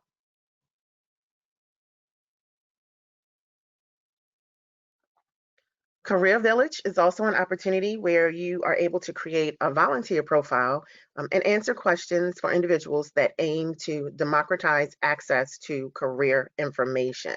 So as I mentioned before, I do work with the Mayor's Office of Employment Development. If you can go back to the next slide for me, please. I think there was one more. Okay, and then also the Bookshare is still on there. So yes, the career services individuals may need some help with career services. So if you're familiar with those categories, please be sure to reach out to individuals who may need help with that. TED Translators is another option. It's a global community of volunteers who pretty much participate in TED Talks, and it enables the inspiring ideas in them to crisscross languages and borders, and it gives you opportunities to connect with a variety of individuals globally. Upchieve is another opportunity where it allows you to connect with low-income youth and provide math support. So for all of you wonderful mathematicians and numbers people, this is a great opportunity for you to help students so that they can achieve, learn more in the math field and achieve upward mobility. Hire Heroes. For Hire Heroes, this gives you the opportunity to put yourself as a counselor and your counseling and interviewing skills to work by helping veterans through phone and video calls. And since the virtual world is really booming for us right now, a lot of the virtual opportunities will be available for you to reach out to those veterans for additional career counseling to help them with any particular job opportunities that may be available, and to move them forward also in any volunteer opportunities that they may be interested in. Cards for Kids. Cards for Kids is another wonderful opportunity where you'll be doing it through the program Cards for Hospitalized Kids, or CFHK. It's an internationally recognized charitable organization, and they're all about spreading love and joy and hope and wonderful magic to children that are hospitalized in a variety of places throughout America. And it allows you to uplift them and give them some joy and let them know that someone truly cares about them.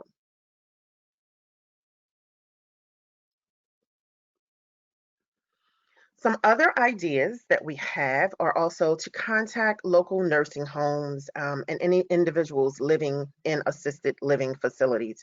We know that a lot of them were greatly impacted by the COVID-19 pandemic. So it gives you the opportunity to talk to them on the phone, or you can set up a video call. You can also send a card. Or you can help a senior write a biography. A lot of them have wonderful stories to tell about everything that's going on. You can also start seeds in your own yard or your own garden. So don't throw away the watermelon seeds or the lemon seeds or the orange seeds. Save them, and you can replant them to grow your own garden in your backyard. Or if you're living in an apartment instead of a house, and if you have a balcony space, you can start it on your balcony space as well. Another option is to call a local hospital or a fire station and get a list of their first responders, and be sure to send a thank you card or video e-cards, or just an old-fashioned mail. And email works as well. You can also organize a virtual 5K race to raise funds for your club and a local agency or a charity or a cause. And the race, you would complete it wherever you like. You can choose to walk, you can choose to run, or you can use a treadmill. Just make sure that that all of this is compatible with everyone that's participating in the virtual 5K.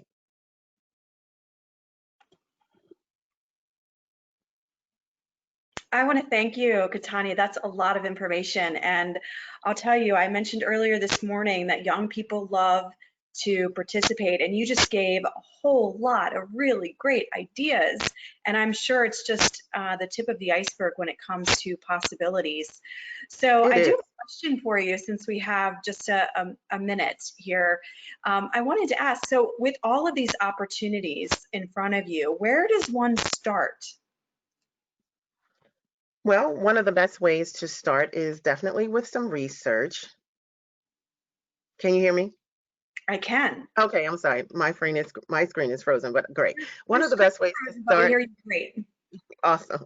One of the best ways to start is with research. You can start with individuals within your club, within your family, just to find out some different opportunities. You can Google virtual service projects online, and a variety of options will come up. One of the best things as well that can be done virtually with other Rotarians or with other individuals, especially since we've all been home and we've gained some form of COVID-19 weight, is virtual Zumba. That's a really good class to actually do online. And you can do it at whatever impact capacity that you need, because, we have individuals of different physical capacities. So if you're, so that's a really great one. But the best way to get started is definitely to research. If individuals are interested in other ideas, they can also contact me if you'd like. And I'll be more than happy to include my email address in the group chat if you're interested. But those are some wonderful ideas, and especially if anyone's interested in some career opportunities as well. Wonderful. And thank you for offering your contact information. I think that's just great. And then I just want to remind folks that Katanya's slides, which are just chock full of opportunities, will also be available in the handout section of your screen. When you see the word handouts, you'll see that slide listed. I see Barton's hopped back on, and we're going to say goodbye to Katanya and thank her for her time on a Saturday and for all of this wonderful information. Thank you so much. Thank you for having me. Thank you. And Heidi, let me thank Katanya as well.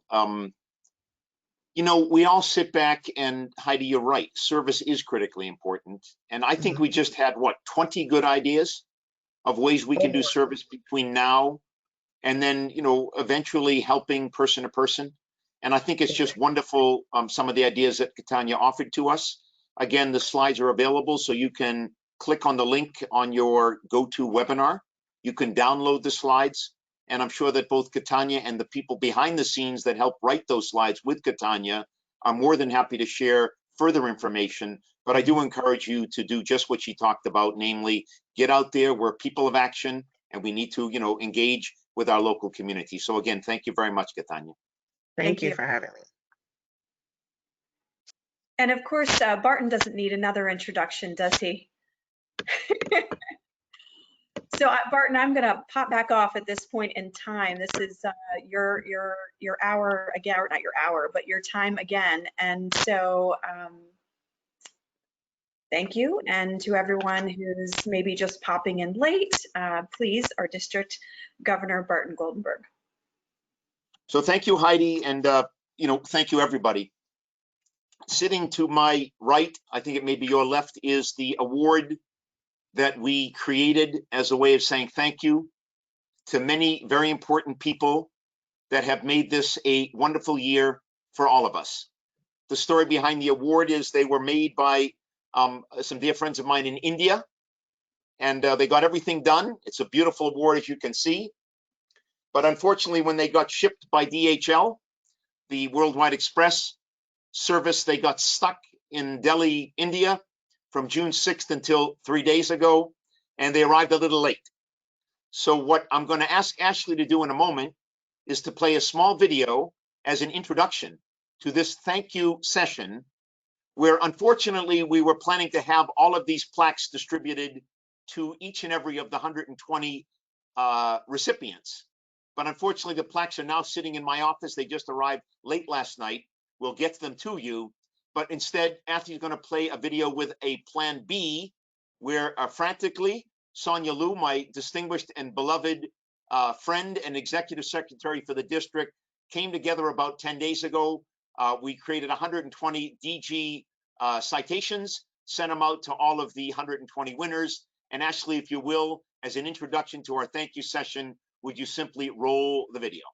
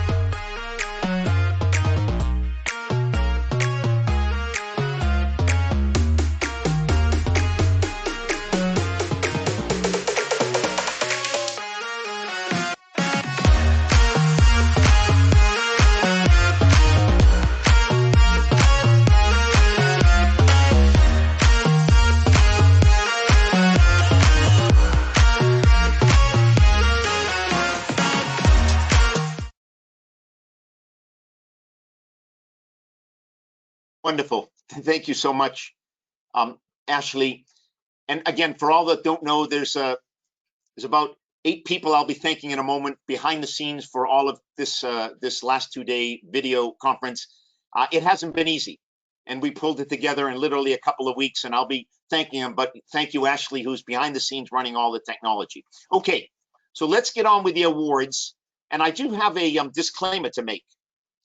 I'm going to be making a few toasts to many people. And I filled my wine glass, my Carroll Creek gift that they gave me when I visited their club a little while ago. And this morning I also filled my my coffee cup that the Annapolis Club gave me during my visit. But I've gotten a little confused as to whether I'm drinking coffee or wine. So if I slur a little bit, just bear with me, because as I make these toasts, I'm afraid I may go under the table, but let's give it a try.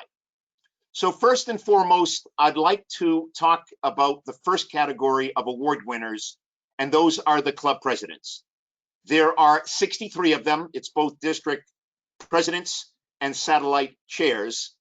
And the achievements that District 7620 has been able to accomplish this year that we're going to talk about in this thank you award session could never have been possible without the outstanding support and commitment of these club presidents and satellite chairs.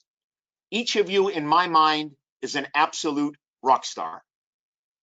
You have orchestrated regular club meetings and events throughout the year that have kept your members engaged and kept your clubs buoyant.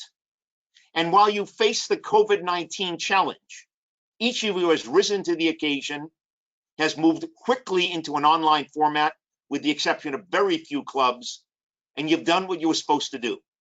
So to you, my dear and beloved presidents, I raise a toast and a salute for all that you have done for your clubs, for our district, and for Rotary International.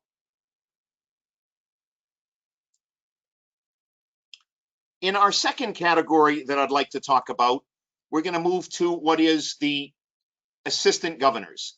And I think a lot of people are still stuck on the word area governor because in the old days they were called area governors, but today they're called, and since the beginning of my year, assistant governors, because that's what Rotary uses around the world.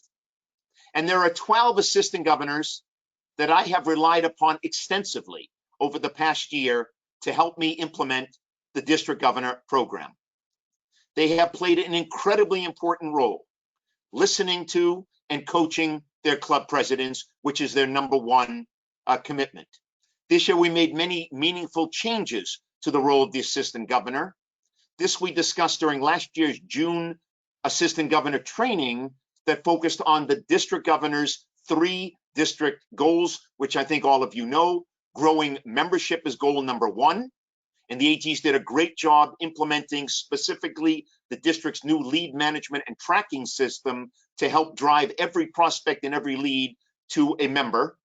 In goal number 2, in terms of enhancing the district's giving and grant culture, and the AGs did a great job in bringing together all of their clubs in their respective area.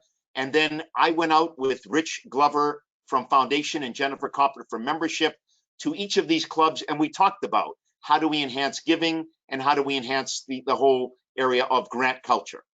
And thirdly, they played an incredibly important role in the third goal, namely a youth, a call to action. And here several AGs were an active participant in helping clubs to organize youth conferences that will be talked about a bit later on. If you don't know, the district governor typically meets monthly with the assistant governors to review these 3 goals. And I'm glad that all 12 of the assistant governors achieved collaboration with their clubs, and the idea that we have more power as we join our clubs together in an area of our district than we do individually. And they've put together some tremendous events, and I know there are many planned in the next year, and that's really a nice way to leverage the power of Rotary. But by far the biggest accomplishment for me anyhow that the AGs accomplished this year was their authoring of the 6 vision papers and facilitation of the 6 associated vision paper webinars that were 2 of the deliverables of the District 7620 COVID-19 response initiative.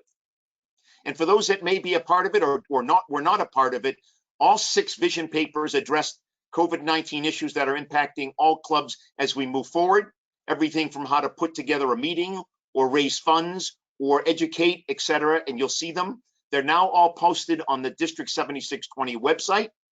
The recordings of the webinars are also there. Listen, I want to raise another glass to my distinguished assistant governors. I'd like to raise my glass to Tiffany Ahalt and Suzanne Green and Dolores Edwards and Dawn Whitfeld and Frank Senk and Mandy Warfeld and Heidi Webb and Bill DuBois and Sue Weber and Bob Sartwell and Barbara Thompson and Geetha Jayaram, who's both an AG and a district governor nominee. Again, you guys rock. Once a month, the district executive leadership team meets.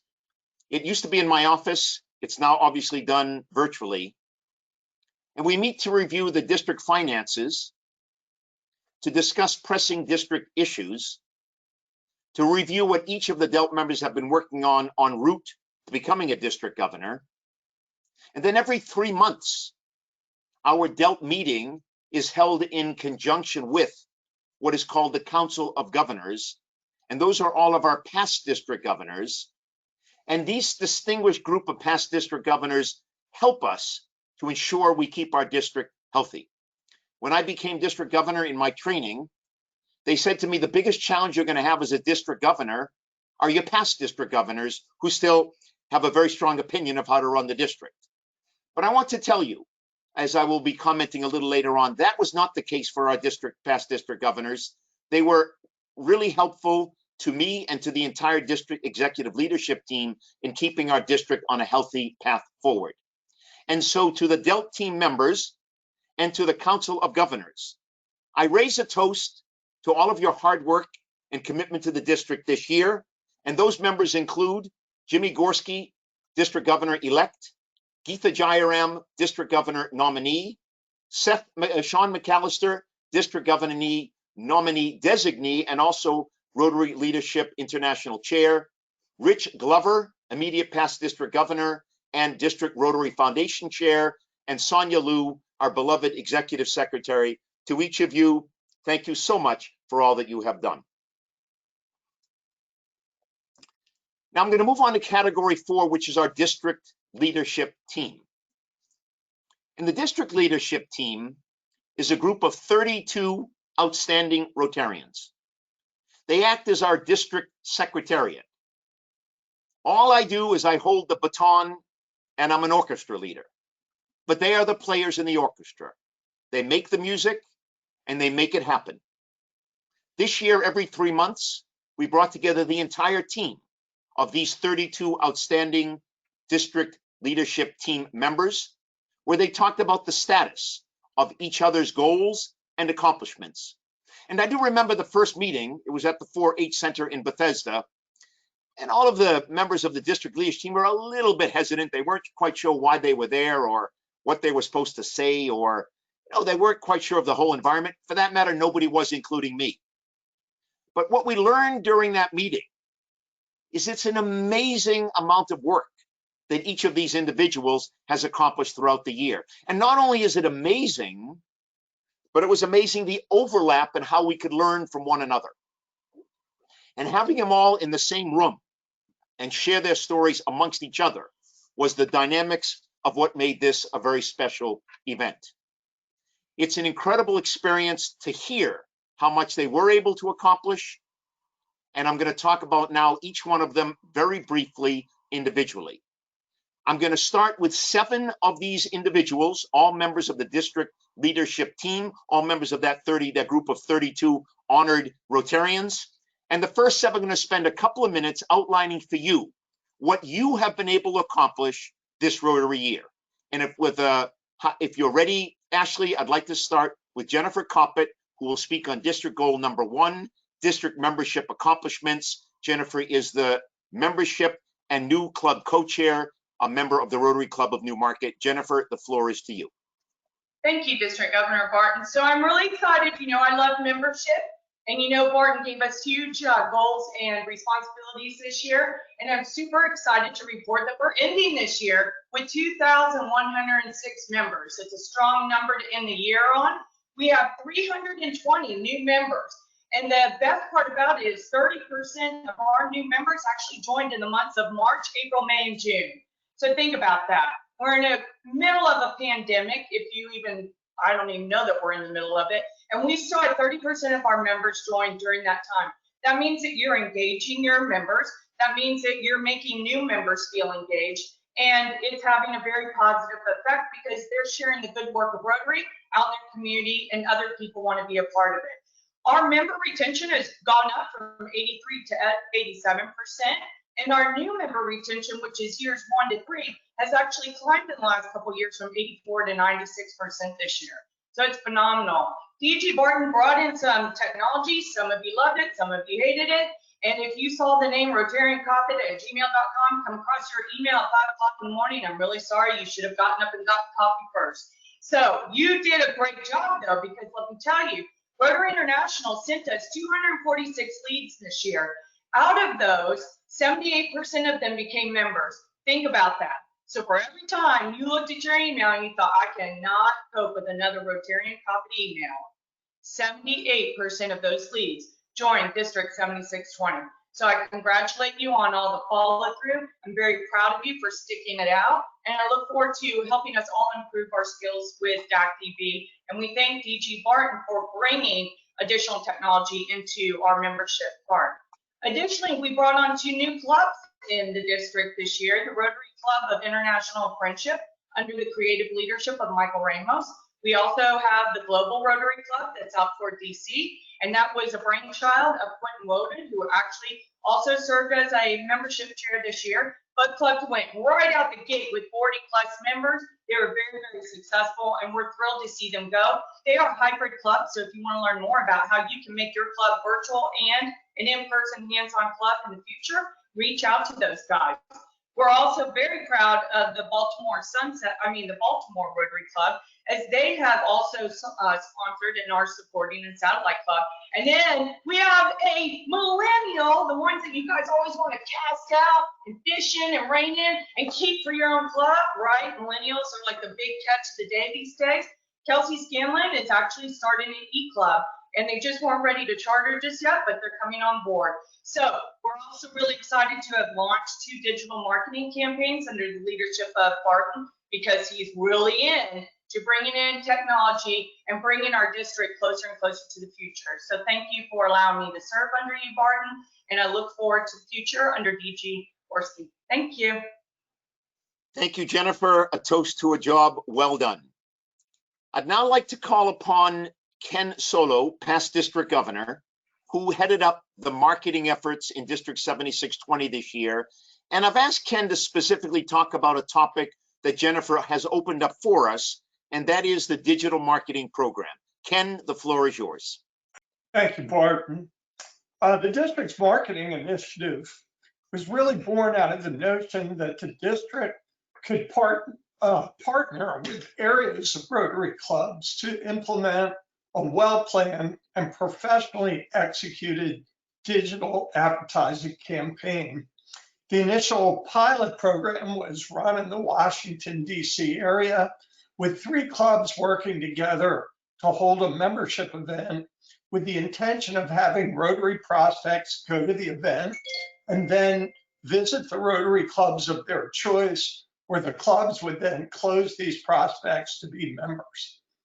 Now, the pilot only ran for a few weeks due to COVID-19, but the initial results seem to confirm that digital advertising could have a positive impact on district membership.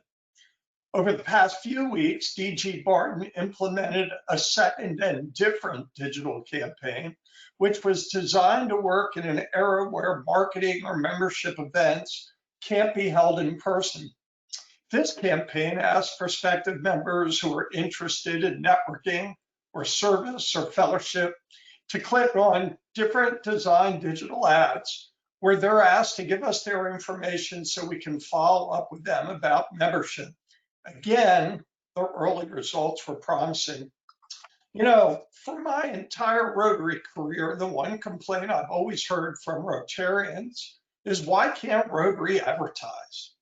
Because of the incredible low cost of digital advertising compared to traditional methods, such as advertising on radio or TV or billboards or traditional news media, now perhaps we can. And in addition, digital gives us increased opportunity to target our ads by age, gender, interests, and geography. You know, I was really amazed with the presentation this morning from Seth Goldman, and to pyramid on something we learned from him about vision. What if our vision about Rotary membership or Rotary overall could be much bigger? What if we literally extended an invitation to learn about Rotary to thousands more like-kind good doers each year? What would Rotary look like if membership increased dramatically? That's the potential of digital membership. So we look forward to continuing to test our pilot ad program next year under the guidance of DG Jimmy. A powerful partnership between the district and our Rotary clubs to grow membership is a vision that's very exciting to our marketing committee, which I'm thrilled to say is comprised of soon-to-be DGN Sean McAllister, Jenny Coppett, Ashley Waters, and myself, as well as the district leadership team. So Barton, thanks for giving us this opportunity to test this idea, and we're looking forward to taking it into the future. Thank you so much, past district governor Ken. You've done a brilliant job. You've risen to the occasion. We've pulled off a couple of very successful digital marketing programs. This is a part of the pivot that Tom Thorfordson talked about and that Seth Goldman talked about. I raise my glass to you, Ken. The next person I'd like to talk to, and that concludes the district goal number 1, increasing membership, Jennifer and Ken. I'd now like to move into district governor goal number 2, namely enhance our district's giving and grant culture. And for that, I'd like to turn to our distinguished immediate past district governor and current district Rotary Foundation chair, Rich Glover. Rich, the floor is yours. Good morning, and thank you, DG Bart.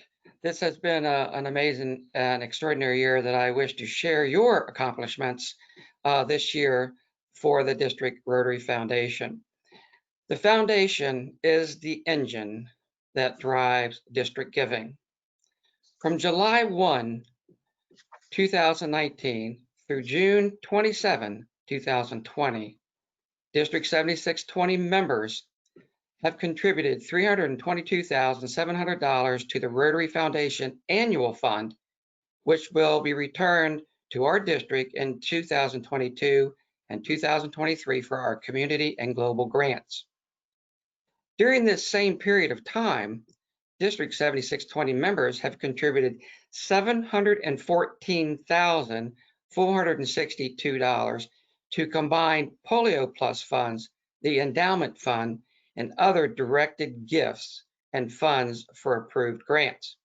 So this year alone, the total giving of District 7620 members to the Rotary Foundation are over $1,037,163. This is a new district watermark. With regards to district grants from the annual fund DDF share funds, the amount of $116,000 were awarded to 40 clubs, which represented 63% of our district Rotary clubs. This accomplishment is also a new district watermark. This year, Barton also implemented to place a new grant timeline that meant all district grants were committed by September 9th, 2019.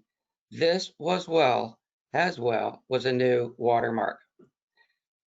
This is my report for this year, and I extend a resounding thank you to our members, donors, and our leadership of District 7620. Congratulations. Thank you for all your dedication and inspiration to support our Rotary Foundation. Thank you, past District Governor Rich, current District Rotary Foundation Chair. Listen, this district would not have been able to accomplish what you have just talked about without your incredible commitment to Rotary, your devotion to educating those about why we give and how the grant process works, your timeless energy to go around to the various clubs and to the various area governor meetings, assistant governor meetings with me to continue to talk about why enhancing a giving and grant culture is so important. Rich Glover, to your very good health, thank you so much for all that you do. There you go. That's worth the kiss as well. Thank you very much. Now, my concern is if I keep drinking this, I know I'm going to be sloshed by the end of this. Okay, let's go on to the third district governor goal, and that was youth : a call to action ! And for this, I would like to ask for Clara Montanez to tell us a little bit about what was accomplished in District 7620. Welcome, Clara. You're muted. Okay, thank you, Barton, and cheers to you as well.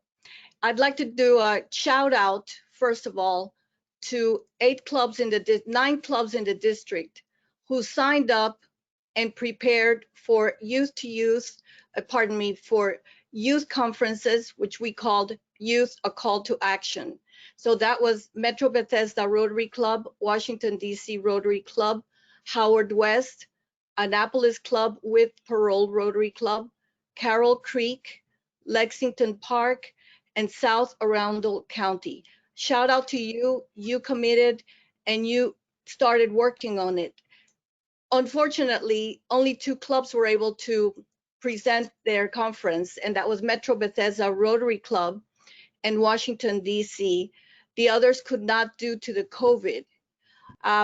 Metro Bethesda and Washington, D.C., both these clubs held amazing conferences that were organized by young people, for young people, and it reached out to the community. Thank you very much. We're successful, wonderful. In addition, with the district, we co-hosted and assisted the World Bank in its Youth to Youth conference in Washington, D.C. in December. There were over 250 attendants who came from mainly Africa and South America. They paid their own way to this conference to present their innovative solutions to problems in urban cities in third world countries. There were 6 winners to these innovative solutions, and District Governor Barton presented a special certificate of recognition to each of the teams. They were from Africa, again, Africa, South America, and Asia. And we also were very active with International Women's Day.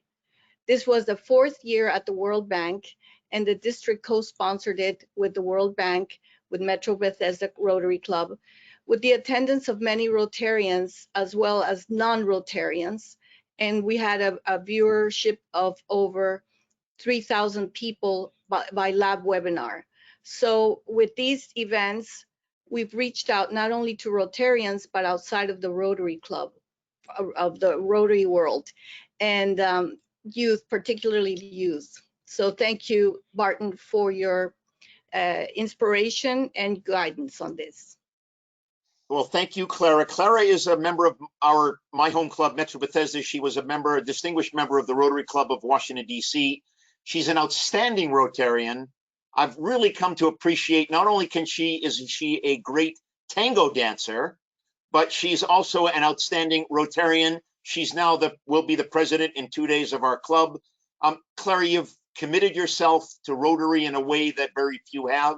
You've made tremendous accomplishments with youth the entire year, and to you, I raise my glass. To you as well. I'd now like to move on to Alan Roberts. Alan Roberts is our treasurer.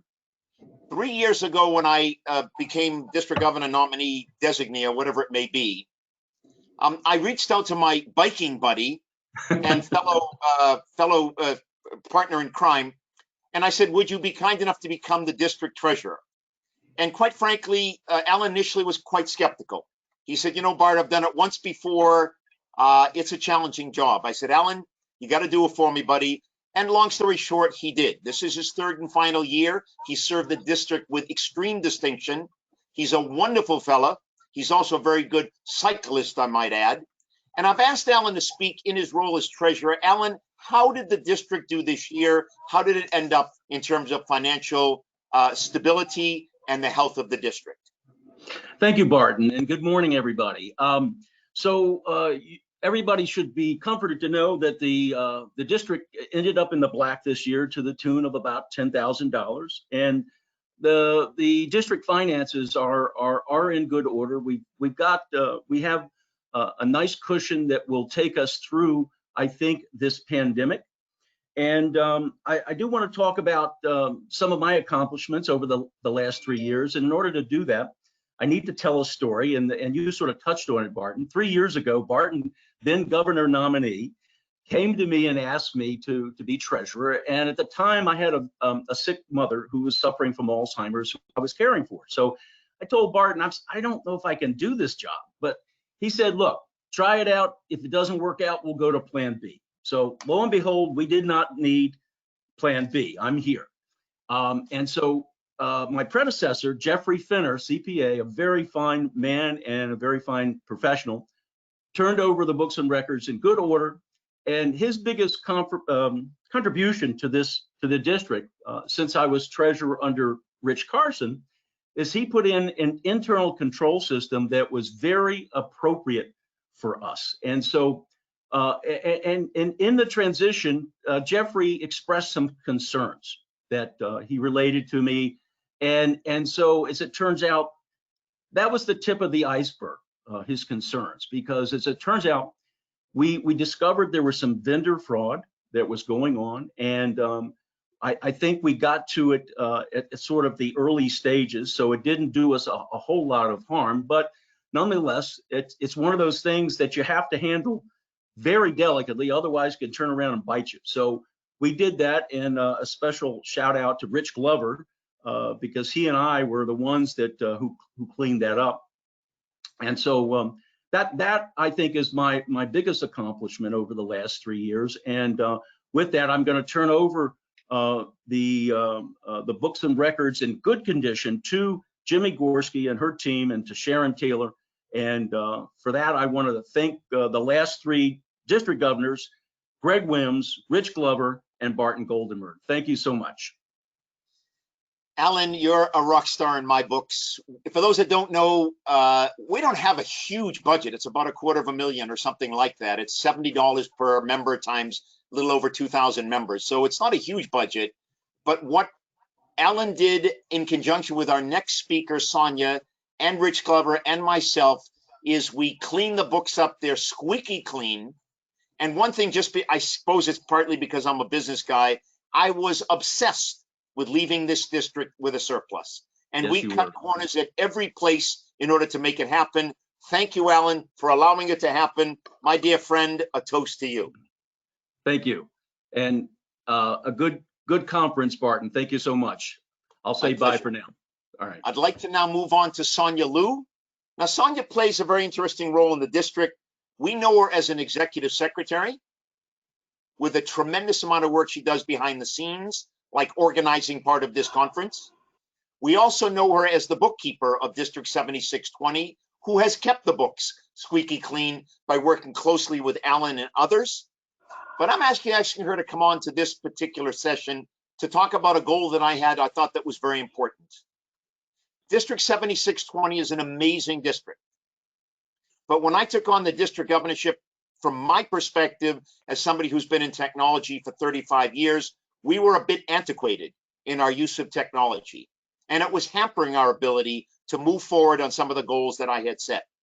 So I've asked Sonia, who helped implement much of this technology, to spend a minute or two and bring us up to date on some of the technology accomplishments in the district this year. Sonia, welcome. Hi, good morning, everyone. I hope at this time now you already know me. Well, not to know me from yesterday, our NC, the future star of Know Me. It's to know me as serve as your executive secretary. So first of all, I'm very thrilled to be given this opportunity to share with you one of our district accomplishments this year. That is our district technology improvement. So we have a saying, 巧妇难为无米之炊. If I translate that directly, that means a clever housewife cannot cook without groceries. So in other words, you can't make something out of nothing. And with the increasing needs of the know-how and the strong advocacy from our District Governor Barton of using technology, I believe we brought a high level of awareness and utilization of exactly these 2 modules. They are CRM module and the grants module, which were mentioned earlier before. So as you know, the grants module is still considered, it's pretty new to us. And we started just around September last year for our application 2019 and 2020. And you cannot believe this moved so fast. Our grants application for the new Rotary year, 2020 and 21, are all submitted digitally through this grants module. And I know our district Rotary Foundation Chair, Rich Glover, has been spending tremendous time on helping a lot of clubs to complete their grants application through this module. So we're hoping in the next new year, and each club could feel more familiar and comfortable of using this grants module for your next submission of grants application. And the next one is the CRM module. That is still considered a new module. So that means it's not designed perfectly, However, it is considered a very helpful tool to help you keep tracking and managing your membership list, to help you share your prospect status and information with your other club members, and to even help you assign the tasks with your other club members.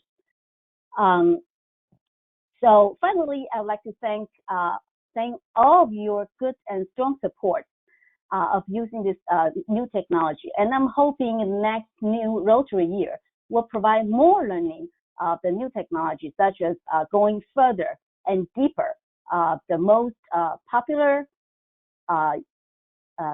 powerful and useful functions of the DAC-DB. And what are those functions? So please stay tuned with us. And due to this unprecedented, situation, we are hoping we could also provide some training of the communication platforms, such as GoToMeeting, GoToWebinar, and Zoom. So, so now, if any of you are the experts of using those communication platforms, we would like to invite you to join our team. Please feel free to reach out to me. Thank you, everyone, again. Thank you, Sonia. For those of you that know, Sonia's been working with me for the last 8 years. She does the books for my company. She knows I love her very dearly. You have done an amazing job for many, many reasons for the district, and for that, I raise a toast. Thank you, Barnes. Peter Kyle, our next and final 2-minute speaker. I've asked Peter to speak for a particular reason. Peter is a District 7620 Rotarian. Peter was president of his club. Peter was the assistant or district governor. And Peter now is the Rotary International director. And in between president and director, he did an awful lot with alumni around the world.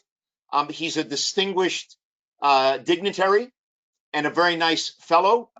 And I asked Peter to come on because he has a bigger picture perspective than any of us do. Peter, how is District 76 done? How are we doing in the world of Rotary? Well, thank you, Barton, and good morning, everybody. I'm delighted to have this opportunity to participate in this conference. And may I just say, Barton, this has been a terrific conference. Congratulations to you, to Jenny, to Ashley, to Heidi, to Nomi, to Sonia, to all those involved. I can't begin to imagine how you put this together, but it's gone flawlessly, and I congratulate everybody. So District 7620 is one of 17 districts in our zone. It's one of 537 districts around the world.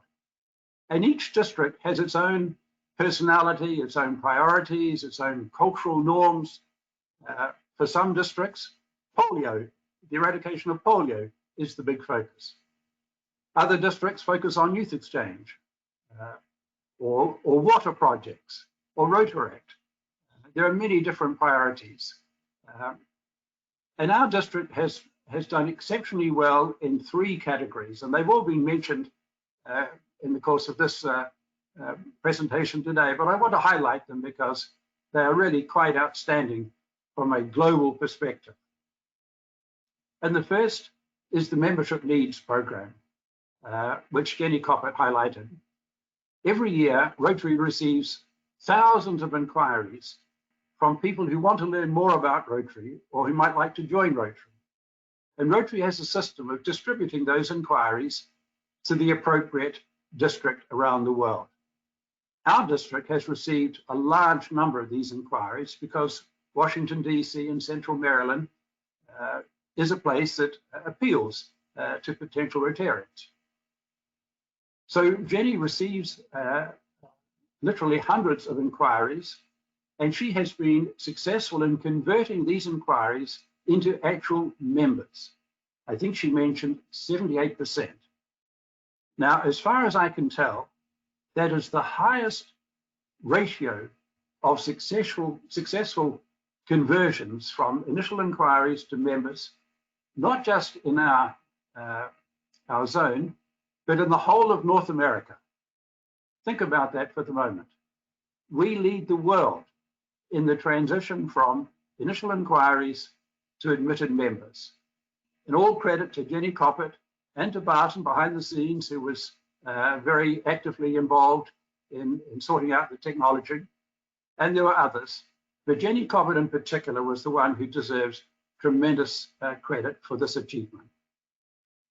Secondly, as Rich Glover mentioned, for the first time ever, District 7620 has exceeded $1 million in giving. Now that's an extraordinary achievement. I must tell you, and I think Barton has alluded to this, part of that success is due to one extremely large contribution from one individual who I will not name publicly, but who I'm looking at on the screen right now, as you are. So we thank that person, unnamed, for his generosity, but we thank everybody in the district who has been so generous in supporting the annual fund, the polio fund, and other funds. And the third area that I would like to pay a tribute to is in the two new clubs. Many districts form one club in a year. We have formed two, Washington Global and International Friendship. And they both formed with around 40 plus members. That is a very significant achievement. So all credit to Michael Ramos and to Quentin Woden and all those involved in the formation of those two clubs. And finally, I want to just mention make a personal tribute to District Governor Barton. In January of this year, Barton was invited to address the Board of Directors on customer management, his area of specialty. It is very rare for an outsider, a non-member of the board, to be invited to travel to Evanston and to address the Rotary International Board of Directors. I was present. Barton did a superb job. It was a 90-minute presentation. Again, very unusual for the board to devote 90 minutes to a single issue. But I think we can be proud of our district governor. He has been an exceptionally active district governor. He's all sorts of initiatives this year. But I have to say, I was very proud and impressed by his presentation to the Board of Directors of Rotary International in Evanston in January. So Barton, hats off to you. I would like to propose a toast to your successful achievements and to your ongoing career in Rotary. We are incredibly lucky to have you as part of our district, and we all wish you well for your continuing success. So here's to Barton. You're muted, Barton.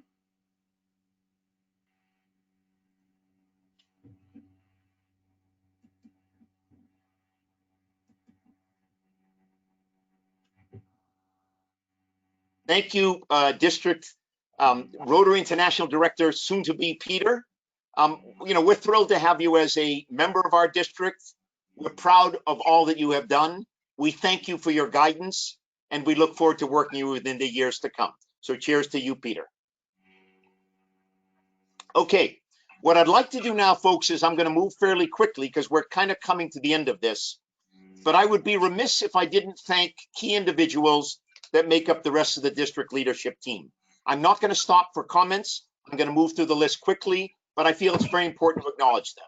Starting with Sheldon Ray, our finance chair, who turned around the district and made it profitable and invested a good deal of money effectively and made some great decisions to send us off in a healthy financial direction. To Barry Thompson, MD, the grants committee chair, who tirelessly looked at the domestic grants, worked closely with his committee, as well as District Rotary Foundation Chair Rich Glover, and approved all of those 40 grants to 63% of our Rotary clubs. To Quentin Wooden, membership chair, and also the president of the new Rotary Club of Washington Global, for putting on the wonderful membership summit and much that he did throughout the year to help with membership. To Ray Strive, the new club co-chair and past district governor, who supported each of those new clubs by paying for the initial membership of them to get them off the ground. To Ashley Waters, who's running this particular event, but is also the public image chair of Rotary 7620. Ashley, you've done an outstanding job in getting the visibility of our district known not only amongst all of us Rotarians, but I can speak for all of my distinguished district governors and many other people who have acknowledged how great a district we have. To Bob Nelson, the newsletter editor and past district governor, we switched the format up this year. We said we're not going to send it all out at once. We're going to cut it into pieces. Bob rose to the occasion. He writes outrageous monthly newsletters. Bob, you are just brilliant at what you do. We are blessed to have you. Thank you so much. To Marilyn Nevy Cruz, who is both the Interact Chair and the Rotary Youth Leadership Awards Chair. Marilyn put on the new RILA event just a couple months ago, and we did a tremendous job recreating the conference and having a wonderful time with some of the highest marks we've ever seen. Marilyn, you are a devoted Rotarian. You are clever and committed. We just love to work with you. To my friend Greg Wims, who I've asked to be an ambassador to me. You see, when times get tough, I'd be able to call Greg, maybe not so much cry on his shoulder, but seek kind of like fatherly or brotherly advice. And never once did Greg not pick up my phone call, and never once did not Greg have words of wisdom. Greg, my dear friend, thank you so much. You've helped me enormously beyond recognition. I'd like to thank Claude Morissette, who's our CPETS chair and also past district governor. Claude stepped up to the CPETS last year, but's done a brilliant job. Claude, thank you so much for your service. To Jennifer Hara, who we saw yesterday, Global Scholarship Chair, also a Rotary Youth Exchange student many years ago, and a prior assistant governor. Jennifer, your commitment to Rotary is unsurpassed. You have done such a brilliant job. It's such a pleasure to work with you. Thank you so much for all that you do. To somebody that you probably don't know, and that's Pat Kavanagh, who was our legal advisor. And Pat was behind the scenes this year with an extremely challenging legal issue with one of our members who has since been terminated. Pat, you served the district really beautifully. Every time I called you, your advice was spot on. You worked with me and others in the district at each step of the way. We did a good job. It worked out well. The resolution worked fine. Thank you so much for your service. To Aisha Orellana, who is our district chair, member of my Metro Bethesda Rotary Club. Aisha, you did a great job in participating in all of the training sessions. You are very good at what you do, and we're deeply grateful. To Bob Bokma, the CART chair, this is the new CART program. Thank you so much for your service and bringing CART to the forefront of our district. To Matt May, who you saw yesterday, our four-way test program chair. Matt, thank you so much. You pulled it off, and we're so happy. To Justin Saltzman, the young professional chair, thank you for helping bringing youth into our district. To Susan Glover, Youth Exchange Program Chair. Susan, you knocked it out of the park. You organized it. Thank you so much. To Monique Toussaint, Rotaract Chair, you know what you did. You made new clubs. You made more people happy. You rock, girl, and we really appreciate it. To Michael Moore, Youth Protection Officer and President of the Frederick Rotary Club, Carroll Creek Club of Frederick. Michael, thank you for making sure youth stayed protected throughout the year. To Larry Leahy, Paul Harris Society Chair. Larry, thank you for your service there and for the awards. To Billy Lewis, Polio Program Chair, who did an outstanding job back in October on Polio Day. To Kristen Post, Peace Scholarship Chair, who did a great job awarding new scholarships or recommending scholarships for Peace Scholars. To Paul Mahata, District Disaster Aid USA Program Chair, for all you did to help those in need, Paul, with your committee. And there's just a couple more. Earl Kopis, the Melwood Program Chair, for when you want to give your car away. Thank you for your great service. And to Tom McCarthy, Gallaudet Scholarship Chair. Thank you, Tom, for keeping this program alive. It's a wonderful program. And last but not least, I want to thank my district committee chair. Initially, that was Geetha Jayaram and all of her committee chairs that worked on the conference in Cambridge. Geetha, your commitment and devotion was outstanding. You did a brilliant job. I'm so sorry we couldn't pull it off the way we intended. I also want to, though, pivot and talk about Jennifer Coppett and her virtual district team, Ashley Waters, Temro Konsky, Sonia Liu, Nomi, and Heidi. You guys have pulled off a brilliant conference, as Peter said, and for that, I thank you. So I'd like to simply raise a toast to each of my district leadership team members. Thank you so much for your commitment and devotion. And Heidi, with this toast, I'd like to turn it back over to you. Thank you, Barton. And I'm not starting where you are. I still have my cinnamon coffee from this morning. Thank you for finding a creative way to acknowledge so many Rotarians for their work this year. And now I would like to turn our attention to incoming District Governor, a very special, bright, funny, full of vision for the coming year. Please join me for a very special welcome, Jimmy Gorski.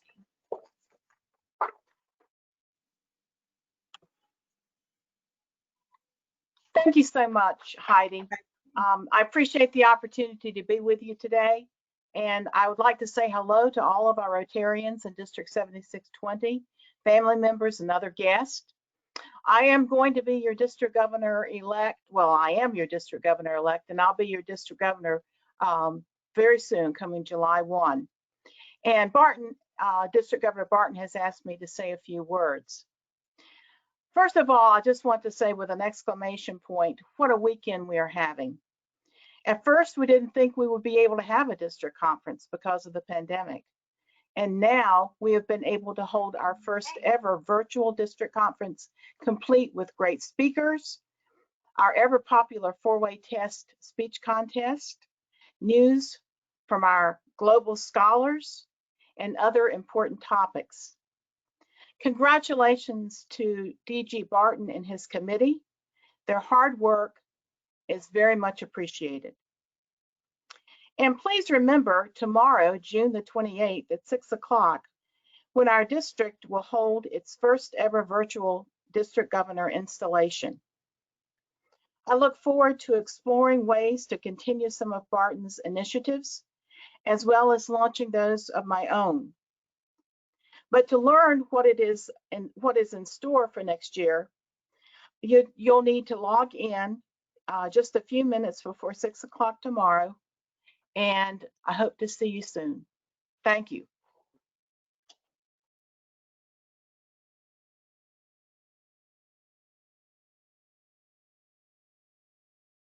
Thank you for sharing your time with us this morning, DG Gorski.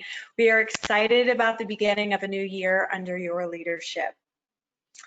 I'm now going to introduce, I believe, Daniel, who will close it out, and then I guess this is my adieu. This is my thank you as well for spending time with you today and having this wonderful opportunity to MC this event.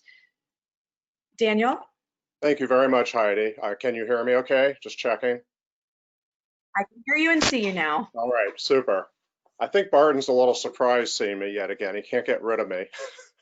And I just want to start off and point out I've never seen Barton drink so much wine before noon in any day. I noticed you were slipping in the coffee every once in a while, but that's quite all right. So it's a real honor to talk about Barton. I'm going to take a personal approach here right before he closes the meeting. Lots of people have said this, but I'm just going to add that on behalf of Metro Bethesda, I want to thank the organizers here. I see Jenny, for putting on a great conference.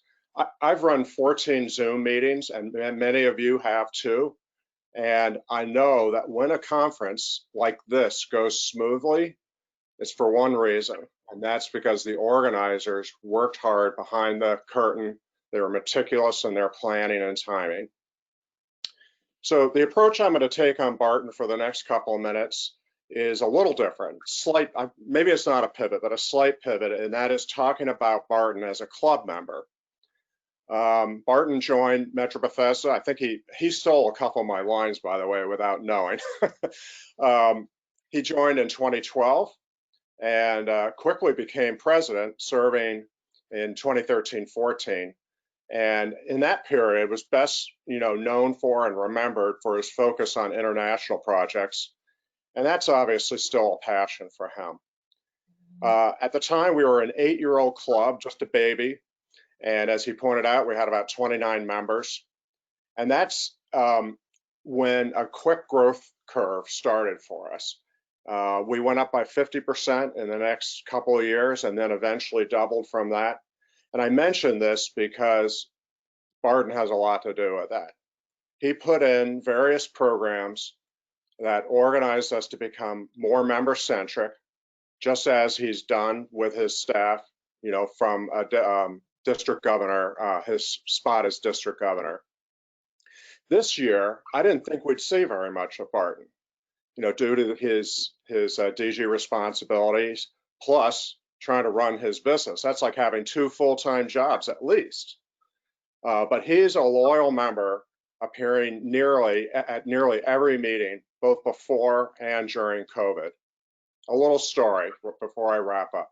So we're a breakfast club with our business meeting running from 8 o'clock till 9. And he talked about cycling. That's what he stole from me, but I'm going to do a little twist on it. And I think the biking enthusiasts might enjoy this anecdote. So since COVID started, we've had 14 great meetings with higher attendance than before. So with Barton not being tied to a location, the way he's dealt with that is he's had the habit of attending the meeting regularly while biking his 20 miles. He left that part out. So we see this guy on the screen who looks more like a criminal. You know, he's got a black mask and all that.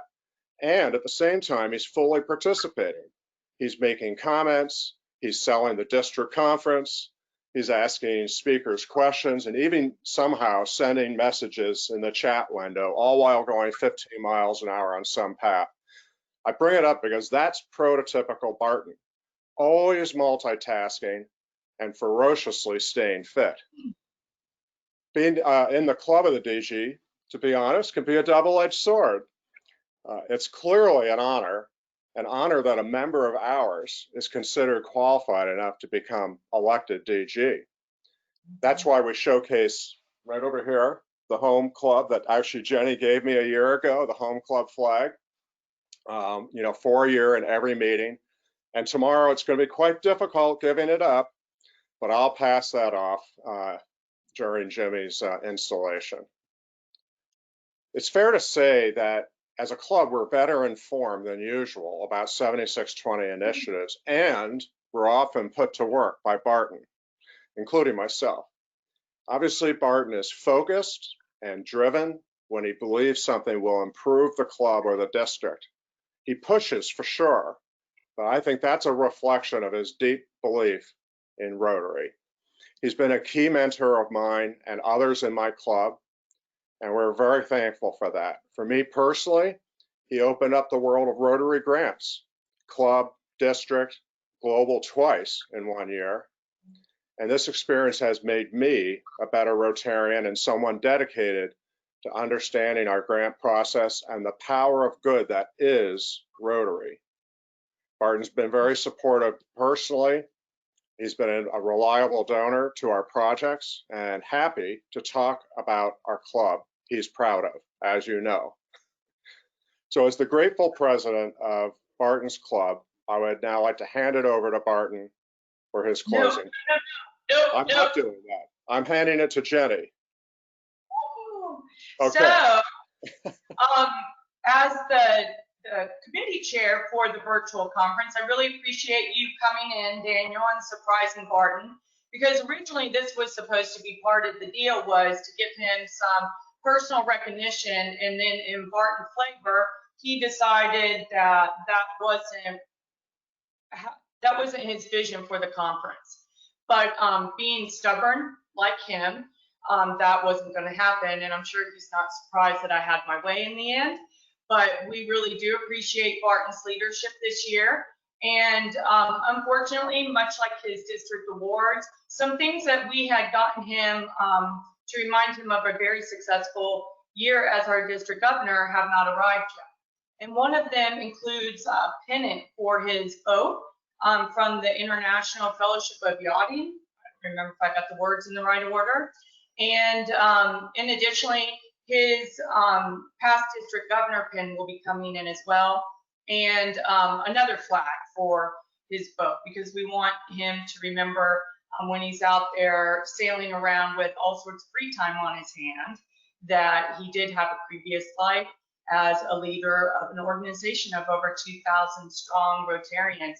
and we would have loved to cede him the floor. However, I think he took up all of his time, and we have to wrap up the conversation and the conference. But he can say how many sentences, Ashley, maybe two, to wrap us up so that we end on time and move on to another business meeting. But thank you, everybody, for joining us. It's been a joy to work with my team of Sonia, Timra, and Ashley, and working with Nomi and Heidi as our MCs, and obviously with the support of Barton and the rest of the district committee. So I hope that you enjoyed yourselves, and I wish you a wonderful summer, safe and healthy, and an even better year next year. So Barton, you have like 2 sentences. Thank you very much, Jennifer. Daniel, my man, you did surprise me, and I'm deeply grateful for those very, very touching words. So folks, my year as DG soon comes to an end. And what a year it's been, as you've heard different people talk about this year, people that I'm so proud of. When I joined the Q 3 years ago, back in 2017 to become DG, I did not foresee, nor did you foresee, that I would be leading our district through one of the most important and challenging times in the world's history. Despite the COVID-19 challenge and its impact on most everything we do, our personal and professional lives, we have been able to perform extremely well, as highlighted by Jennifer and Ken and Rich and Clara and Alan, Sonia, and Peter. I'm so proud of all the Rotarians that have worked so hard to keep our district healthy and to achieve these great accomplishments. I'm equally impressed by how District 7620 Rotarians have responded quickly and positively to the COVID-19 challenge with creativity, compassion, and solidarity. Our resilience gives me incredible confidence that we'll get through this crisis, and we will do it with great accomplishment. As Winston Churchill said, and my friend Tom noted yesterday, never let a good crisis go to waste. And this district certainly has not let it go to waste. I'm particularly proud of the District 19's COVID-19 recovery efforts that we talked about, including the survey that we did to find out what was important to you during the COVID-19 recovery, the 6 vision papers, and the 6 webinars. And as I mentioned, those are all available on the district website. One of the greatest pleasures of being district governor, and I talked about this morning when Heidi asked me the question, is participating in club fundraisers, club meetings, club activities, club recognitions, etc. And despite the COVID-19 pandemic, this year there have been some wonderful Rotary events. While the list is far too long to mention all of the incredible projects, I do have a favor to ask each of you as a District 7620 Rotarian.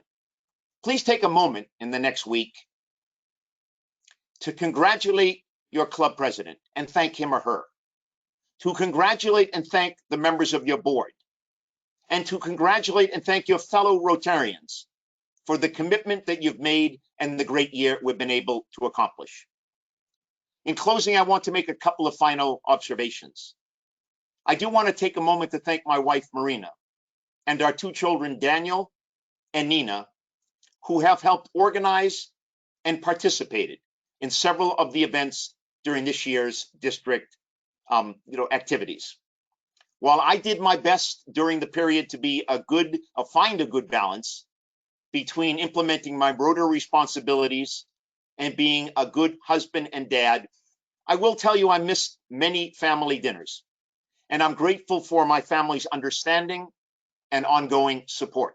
As for me personally, on Wednesday morning, I look forward to spending more time with my family and friends, getting out on the sailboat more frequently, and once the gift arrives, Jennifer, I'll be happy to put it on the boat, refocusing my attention on the 35-year-old customer strategy consultancy, and completing my 4th business book that I've titled Customer Engagement Strategies in the New Normal. In closing, let me once again thank the District Conference Committee, Jennifer, Ashley, Temra, Sonia, Nomi, and Heidi for a job incredibly well done. Let me also thank each one of you as District 7620 Rotarians for being active members of your Rotary Club and for your participation in both our Rotary 7620 district as well as Rotary International. Your ongoing participation, your ongoing commitment to Rotary is something that is of great importance to all of us. Ladies and gentlemen, I want to thank you for the opportunity to be your leader this year. It's been an honor to serve our district, and this year has been an unforgettable journey, as it had made me, I believe, a better human and hopefully a wiser leader. Take care of yourselves and your loved ones. Until we meet again, I have only one thing to say: I'm out of here.